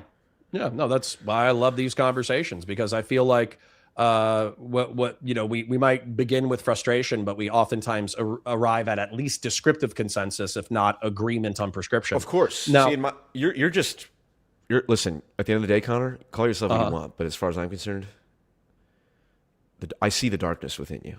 The dark. Yeah, me too. The dark centrism. That is. No, I cheer for the Empire when I watch Star Wars movies. There you go. I cheer for the Marines when I watch Avatar films. I cheer for the War on Terror veterans when I watch movies that are critical of the War on Terror. I am, post-liberal, as you say. That's However, I concede to my liberal audience the fact that when somebody hears that, they don't hear, that's fine. Oh, there's a philosophical flaw at the root of liberalism that has to be addressed by other ideologies that enrich human life. What they hear is, I support Donald Trump freeing the constitutional republic of the United States, and I will support J.D. Vance overthrowing the Constitution of the United States and turning us into what he will view as a benevolent dictatorship, but what will ultimately devolve into neo-monarchy or malignant dictatorship. That's what people hear. They don't hear post-liberal as in, I got some criticisms of liberalism. That's not how they hear that. That's fair. All right, sir. Well, next time we'll have to address the Tucker Carlson question. The TQ. We will. We'll talk about the sales funnel. I'm going to have to go fight chat right now about my definition of woke versus your definition of woke. And then maybe I'll just change my definition of woke right to regressive right. So, can I, you're under no obligation, but you're sympathetic to Jordan Peterson. Yeah. I wish I could get Jordan Peterson to consume human growth hormone and like adrenochrome in order to revivify his 2017 to 2019 online presence. I wish I could put Jordan Peterson in a fucking dreadnought.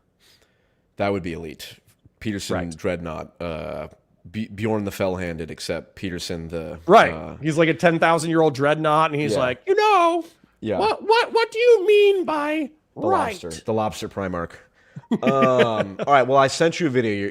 Watch it sometime. You on stream or otherwise, doesn't matter. Dude, I'll probably Jordan Peterson and the end of classical liberalism. Okay, because it encompasses my points, and I wonder, because perhaps you're right. Perhaps I'm going about this foolishly. Of like, well, wait a minute. If Connor and I agree on these things, then me using labels that Connor is not sympathetic to, even though he agrees with the underlying criticism, well, maybe that's a dumb strategy on my part.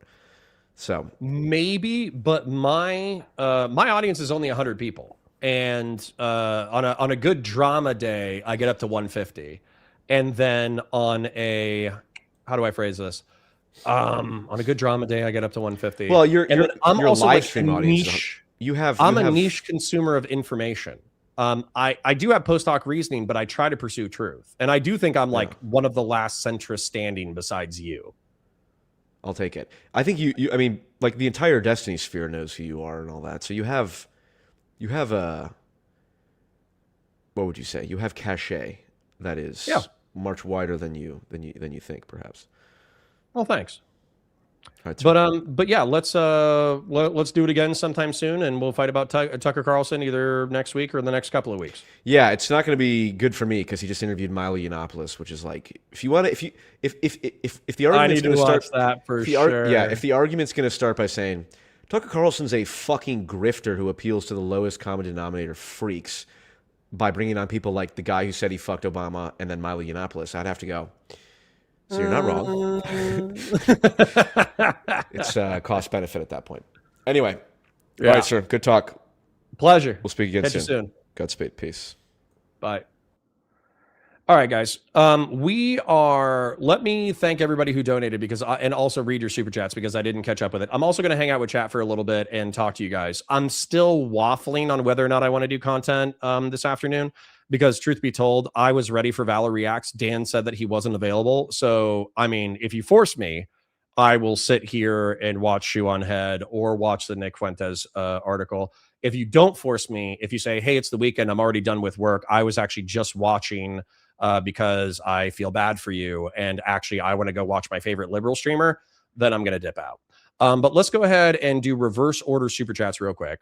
Doobie with the 10 says, your attachment to tribal nonsense is regressive. Stop LARPing as an Irish person. You're American. You're not Irish. You're enabling of Zionist lunatics because you're a philo-Semite is woke. Gotcha. Don't agree, but that's okay. JC Man Music became a YouTube member. Thank you, JC Man. Doobie for $10 says, your ethnicity is Floridian. Your nationality is American. You are American. Stop LARPing as an Irish person. I think that your whole criticism of an American identity and devolving ethnicity down to like a state level, I don't think it works. I think it'll work in 1,000 years. I don't think it works now. Anonymous Chatter for the 20 says, my problem with building a strongman to force fundamental changes is you just bolster dissenters to build their own strongman. If you think we're living in interesting times now, wait till you have rival strongman and coalitions. I don't know if I'm responding to you the way that you want me to respond, but my frustration with P.F. Jung, who I do enjoy talking to, is that he gives so much credit, so much credence, so much charity to the descriptive issues that the dissident right wing puts into American society that I think he bolsters them even if he's not trying. Even if he pulls back at the last second. Let's say that he's like, well, actually, I think the Holocaust is largely true, but here's a dozen examples where it was exaggerated.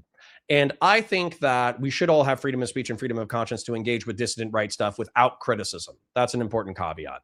And on top of that, I'm going to uncritically evaluate the content of dissident right-wing figures, and I'm going to regurgitate the strongest possible arguments of these ideologies to my audience. And then at the last second, I'm just going to say, but I don't hate all Jews though, or but I don't hate all blacks though, or something like that. What I think is happening intentionally or not is he's becoming a dissident right-wing ideological funnel. Now, that's not necessarily a problem. Like I said, I believe in truth more than I believe in anything else. So if the dissident right wing has anything to say about society that's worth contemplating, that's great.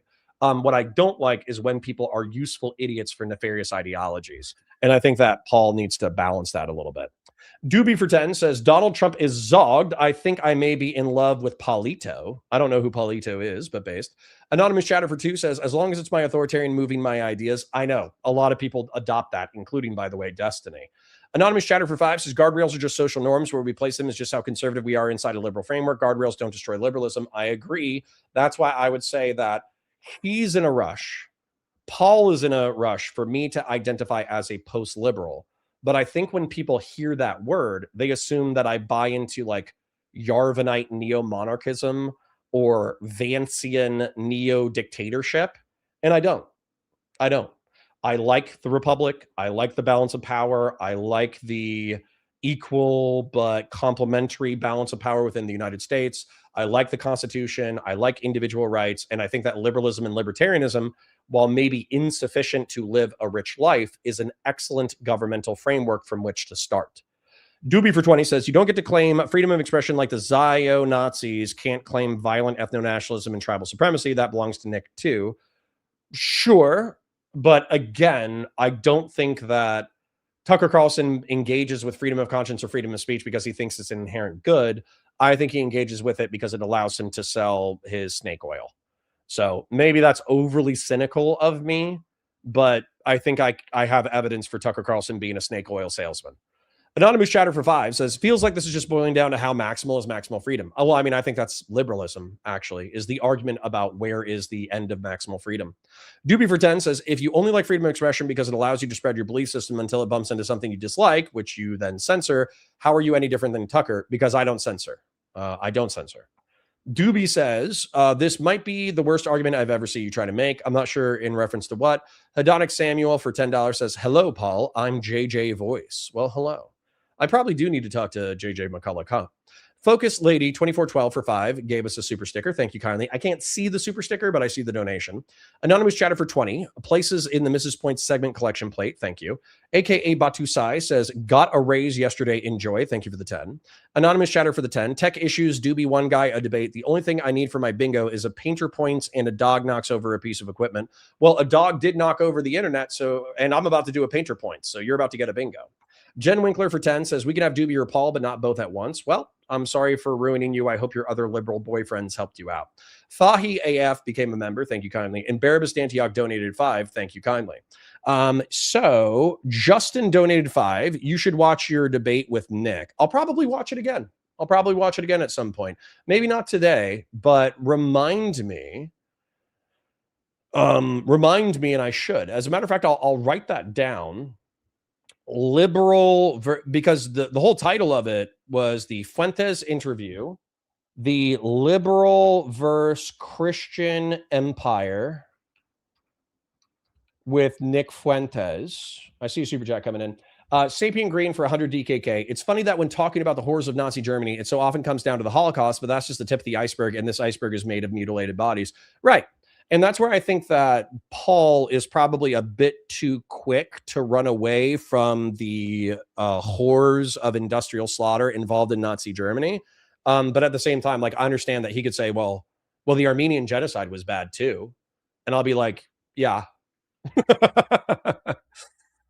Then let me get rid of these ones because these ones are old. And then let me add Fuentes interview, liberal versus Christian empire with Nick Fuentes. And then let me add shoe on head versus Hutch. How did we get here? And then I'm sure there's going to be new content. Matter of fact, I think that like either Dinesh or something like that is happening on Monday. What do you mean by cheering for the empire in Star Wars? What contradiction is the problem with liberalism?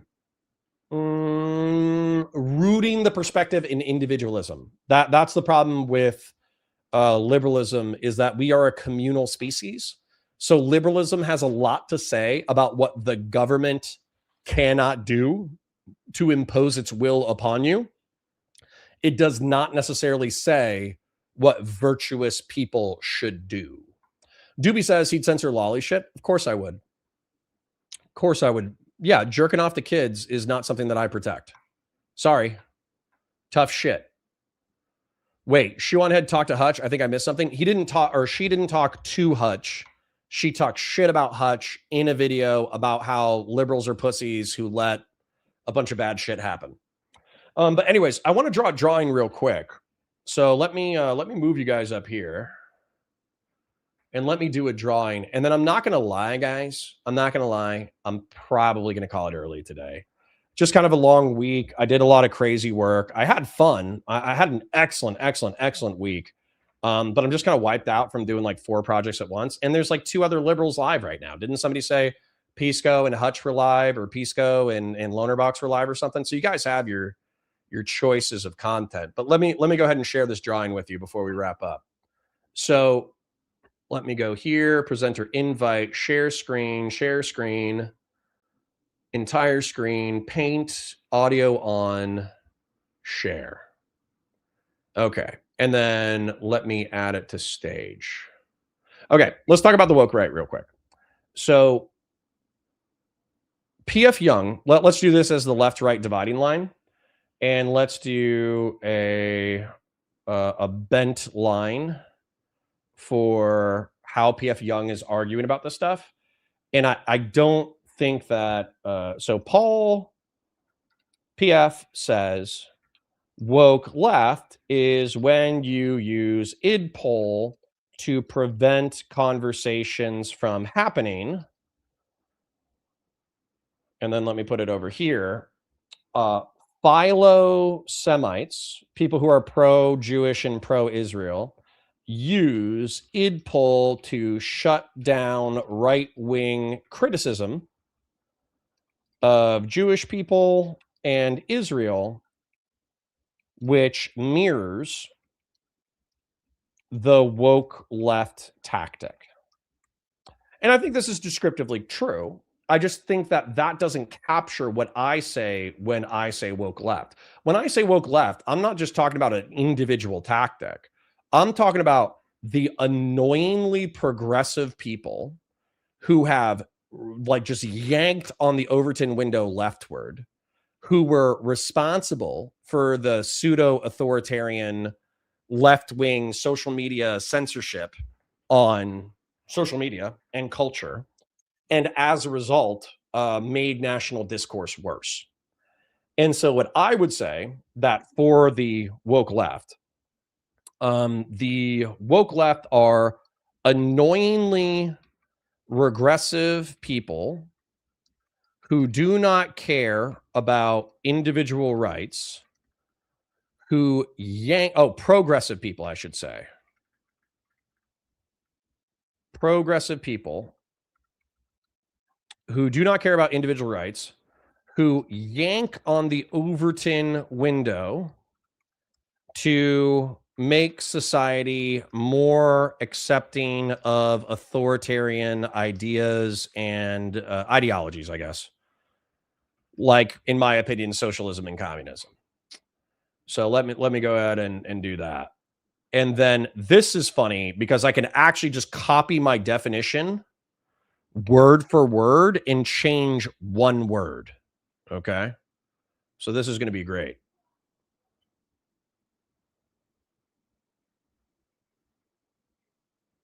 Give me a second. Annoyingly regressive people who do not care about individual rights, who yank on the Overton, I spelled Overton wrong on the other side, Overton window to make society more accepting of auth ideologies. And by the way, this incorporates Vance, this incorporates Trump, this incorporates Tucker Carlson, this incorporates so many people on the right who are responsible for like the destruction of our national discourse and the fraying of our social order, that I care about my definition way more than I care about PF Young's definition. Because the truth is, you know what you could do if we actually had a liberal dedication to freedom of speech and freedom of conscience in our society? If somebody uses id poll in order to try to prevent conversations from happening, you say, fuck you. I'm an American. I'm allowed to talk about whatever I want to talk about. And as a result, I'm going to talk about whatever I want to talk about, and you can eat a dick and you can't do anything about it. And same thing with the Philo-Semites. The answer is the same thing. If somebody is a Zionist shill to the point that anytime you criticize the state of Israel or Jewish behavior in a collective sense, they just accuse you of anti-Semitic bigotry, then you can say, okay, well, you're not denying that the phenomena that I'm talking about is true. All you're saying is that I'm a bigot for describing this actual factual phenomena. So as a result, fuck you. I'm an American. I'm a free person. I can say what I want and do what I want. Whereas that's not a threat to liberal society. That is an individualistic threat to get canceled. Whereas annoyingly progressive and annoyingly regressive people who don't care about individual rights, who yank on the Overton window to make society more accepting of authoritarian ideologies, that's a long-term threat to the American Republic. So I care more about my ideology or my definition than I care about PF Young's definition. You can, whatever definition you think is most appropriate, use it. I don't give a shit. It's a free country. Woke right definitions. Let me save that. Let me engage with chat real quick. Actually, I love the pop out, man. I love the pop out over here with the YouTube chat so I can see you guys live. I love having the chronological chat over here so I can talk to you guys. I love having the camera right here so I can look into your eyeballs. And then I love having this screen right here. Honestly, this isn't perfect. It isn't exactly what I thought it would be once I bought these monitors, but it's good enough. Can I teach you how to Doogie? No. And I'm actually really happy that the author of the song, Doogie, got shot to death because that song is annoying as fuck. Hold on. I missed the super chat. Where's the super chat? Here it is. It's funny that when talking about the horrors of Nazi Germany, it so often comes down to the Holocaust, but that's just the tip of the iceberg. Yes, I agreed with that one. Mass murder is bad, okay? I agree. Wait, Shuan had talked to Hutch? No, she talks shit about Hutch. Freedom of speech and expression is inherent good. Why do you ban it? Because jerking off to kids is fucking evil and it's bad for the people who do it. So if you want to say I'm not a liberal because I want to institutionalize Bonnie Blue and ban child pornography, even drawn child pornography, good. I'm a Burking conservative. Suck a dick. Ben Thorpe says the Western colonial project, including the Zionist project, is utterly incompatible with Christianity. That's interesting. Are you, Ben, just out of curiosity, because that is an interesting statement. You're saying that it is incompatible with Christianity, whereas I would argue that from a scriptural lens, it is possible to be Christian and pro-Zionist and pro-Western colonial project. Are you yourself Christian? Just out of curiosity? I mean, that could be fun. Yeah. Doobie says, but I don't have the attachment to freedom of expression or speech as an inherent good. Yeah, me either. Teeding says, hey, Connor, have you ever hit a reverse nay-nay? No. Ben Thorpe says, I appreciate that Counterpoints is consistent in defending the colonial project. Okay, good. Look into our eyeballs. You mean our souls? Yes, that's me. Hold on. I need to, how do I remove this? Yeah, I need to remove this so you guys can see my beautiful face as well. Look into our eyeballs. You mean our souls? Yes, I do. Games are for kids. I'd be taking the affirmative position. Ooh, hold on. It is, you're saying the Western colonial project, including the Zionist project, is utterly incompatible with Christianity. So you're saying that Western colonialism and Zionism is incompatible with Christianity. I would take the opposite argument, so that would be an interesting debate. Multiple monitors are great. Indeed, they are. The guy that made me teach me how to Doogie died. Yep. Fatsimo says either that or another annoying hip-hop song that came out at the same time. Fatsimo says, since Connor has the same culture as every Floridian, can you teach us the salsa dance? No, because Floridian is not an ethnicity. The horrors of the British Empire are right up there with the Holocaust. You know, I'm not a fan of forcing people to consume opium at gunpoint, but I don't know if that's the same as industrial slaughter. We could get into that. Doobie says, I'm criticizing people because trend to say they believe in freedom of expression until it butts against another person's rights while calling it for censorship of things they dislike. Well, I dislike child porn, so there you go.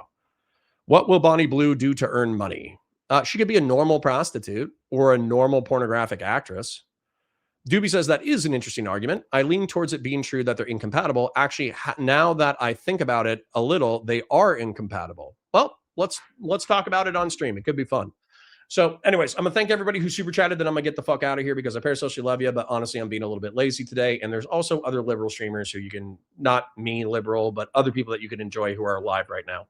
Sapien Green, Justin, Doobie, JC Man Music, Doobie, Games Are for Kids, Doobie, Games Are for Kids, Games Are for Kids, Doobie, Games Are for Kids, Doobie, Hedonic Samuel, Focus Lady, Games Are for Kids, aka Batu Sai. Games Are for Kids, Jen Winkler, Fahe AF, and Barabbas Dantiak. Thank you for your financial support. And thank you in particular to Games Are for Kids, aka Anonymous Shatter. And thank you to Doobie for your very many super chats. I parasocially love it. Connor wants a game? Nah, I got to take care of my family, unfortunately.